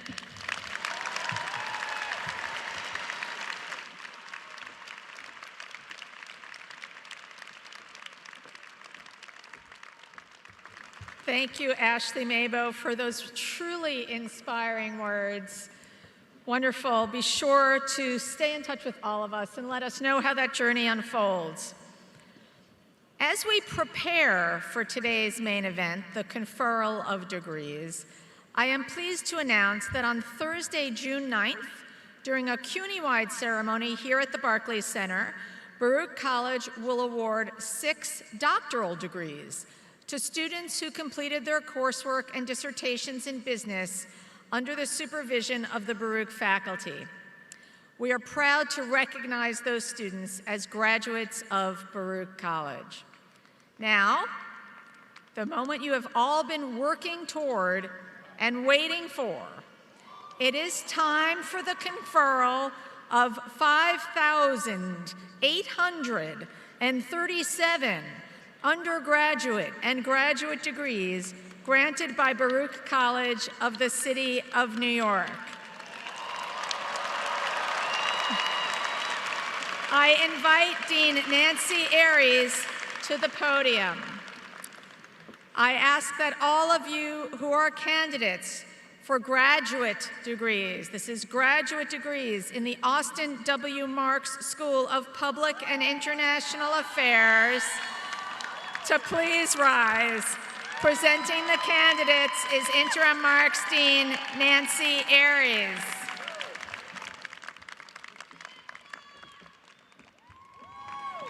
Mr. President, on behalf of the faculty of the Austin W. Marxe School of Public and International Affairs, I'm pleased to present to you the candidates for the Master of Public Administration, Executive Master of Public Administration, Master of Science in International Affairs, and Master of Science in Education and Higher Education Administration. And I respectfully request that they be awarded the degree earned with all the rights and privileges hereto.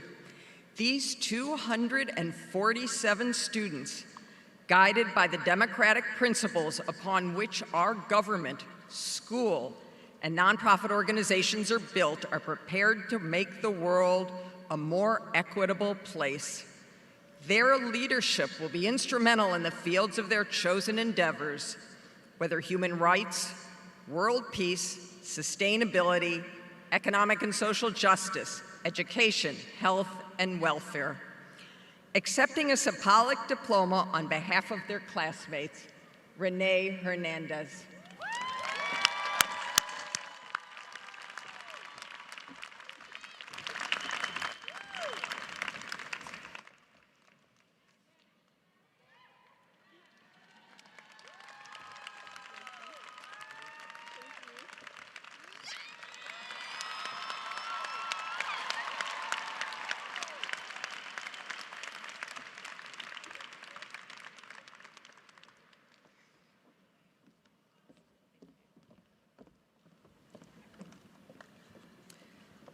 I now ask that all of you who are candidates for the Bachelor of Science degree in the Marxe School of Public and International Affairs to please rise, and our graduate students can take their seats. So, Bachelor of Science degrees in the Marxe School of Public and International Affairs, please rise.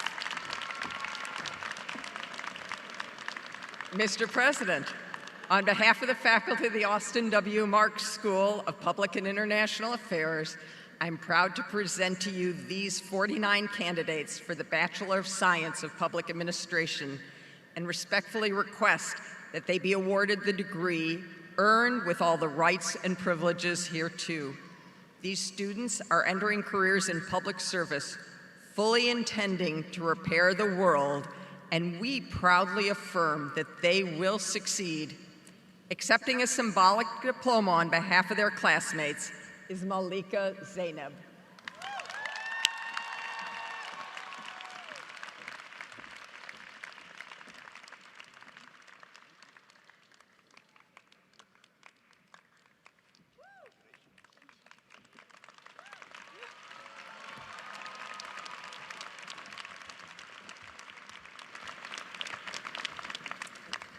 Please be seated, and thank you, Dean Aries.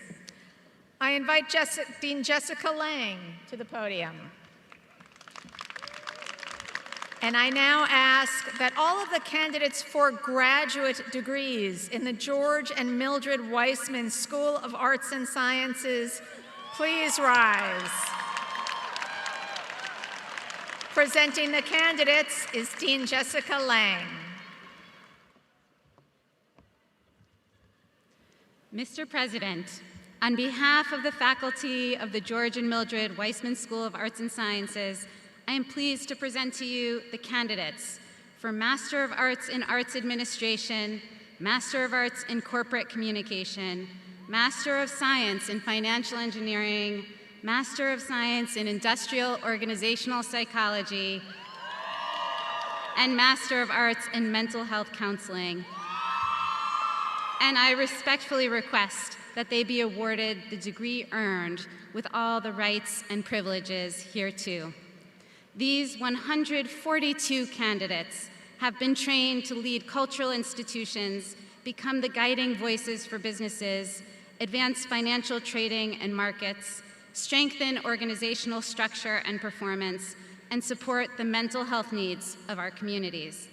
Their training and vision will advance and contribute to our society inestimably, and their leadership will transform our interactions with culture, media, financial markets, professional organizations, and individual and communal health.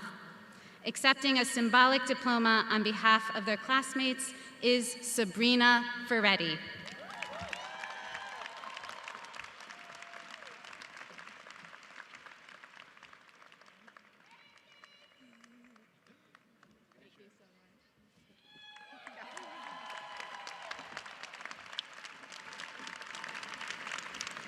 Please be seated. Will all the candidates for the bachelor's degree in the Weissman School of Arts and Sciences please rise?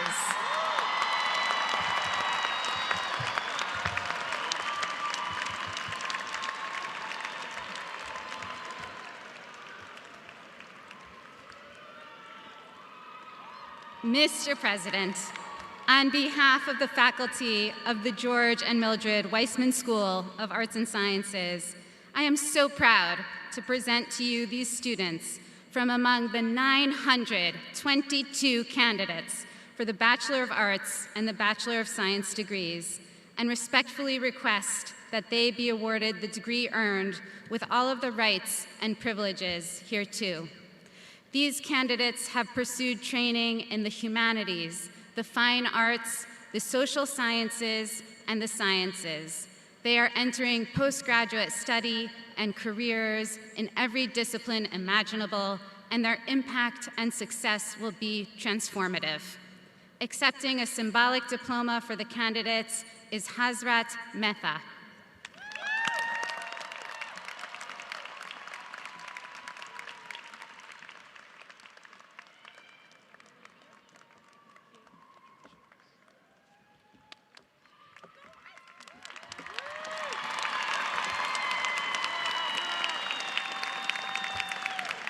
Please be seated.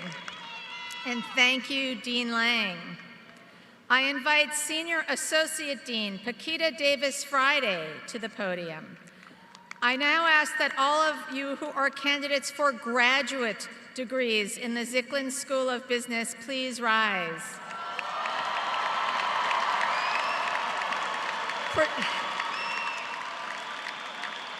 Presenting the candidates is Paquita Davis Friday, Senior Associate Dean in the Zicklin School of Business.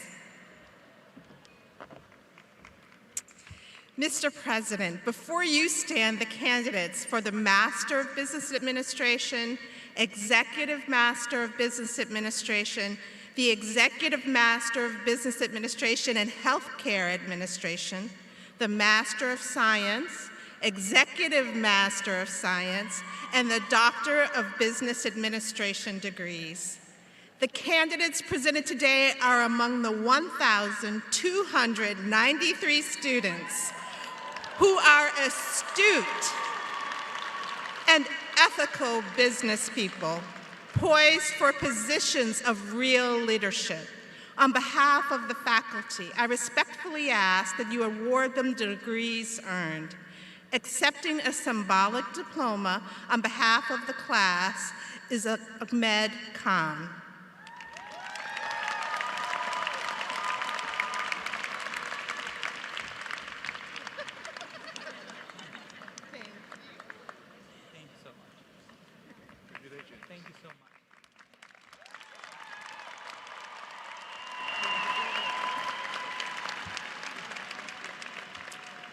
Please be seated.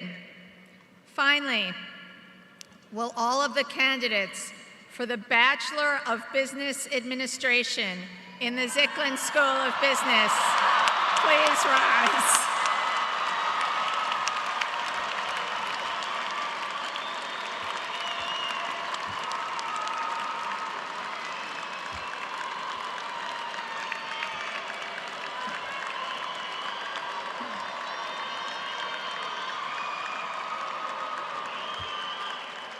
Graduates, turn on your cameras and unmute your mics. Mr. President, I am honored to present to you the most ambitious and talented young people you will ever come across. From the 3,160 candidates for the Bachelor of Business Administration degree. On behalf of the faculty, I respectfully ask that you award them their degrees as earned, and accepting a symbolic diploma on behalf of the class is Lynette Jacoma.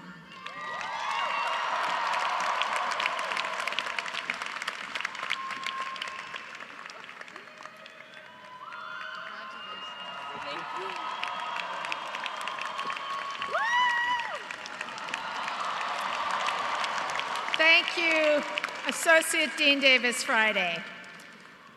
I now ask all of the candidates from all of the schools to rise together for the conferral of your degrees. President Wu, on behalf of the entire faculty of the Bernard M. Baruch College of the City University of New York, I present to you all of the candidates that have been assembled here today.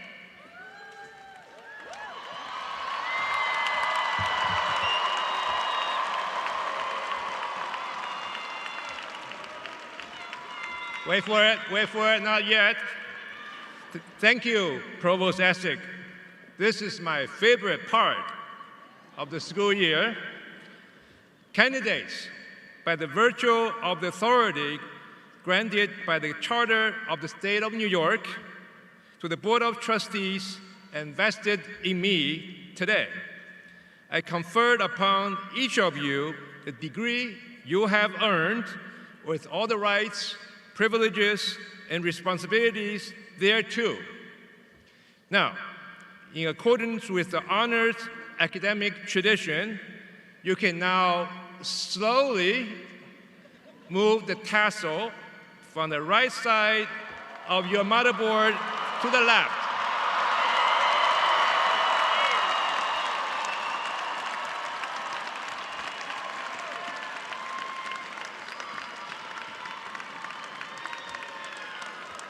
Congratulations. You are now a proud member of the Baruch College alumni community.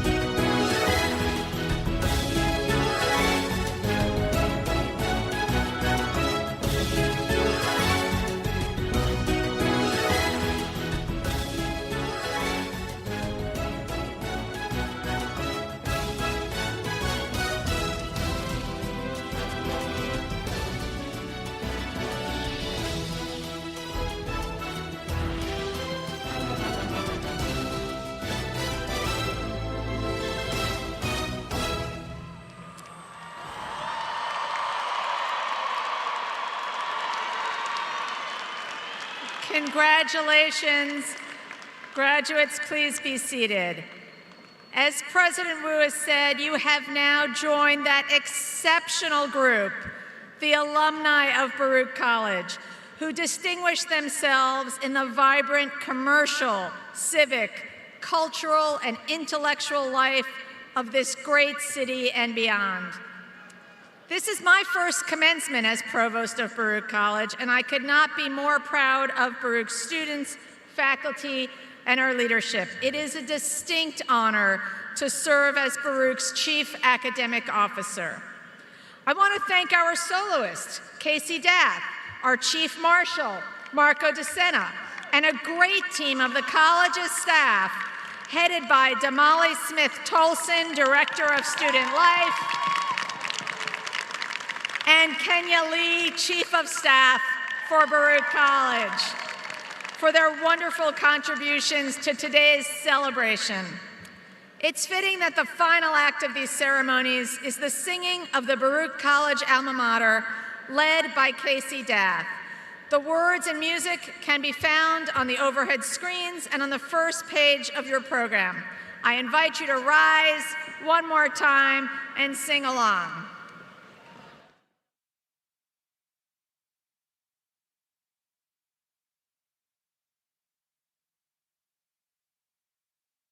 Hello, hello. Congratulations.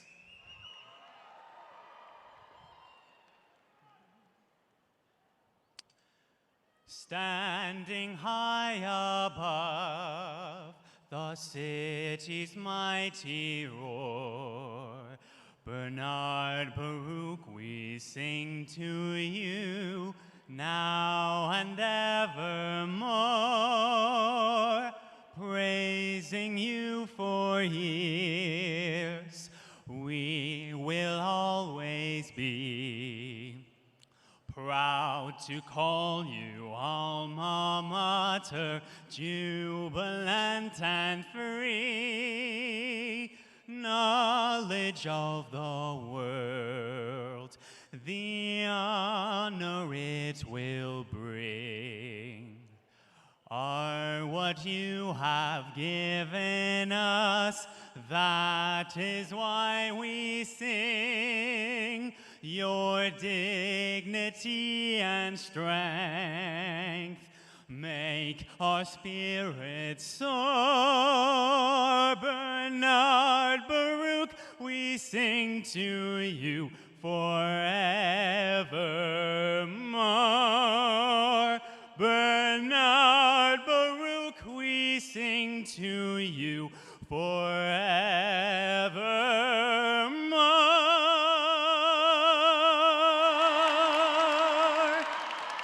Congratulations again, everybody.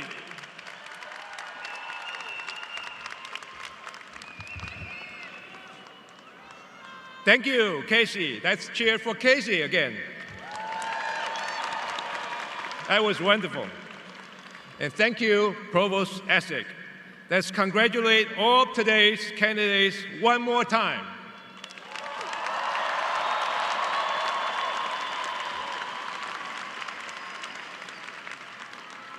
On behalf of Baruch College, I thank everyone for attending today and take part in this special day of celebration.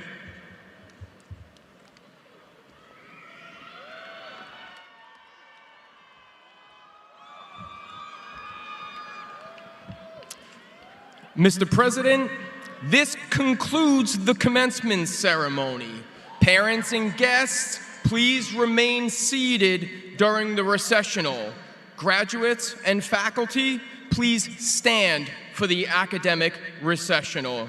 I hereby declare that these exercises of the 2022 commencement of Bernard M. Baruch College of the City University of New York are now concluded.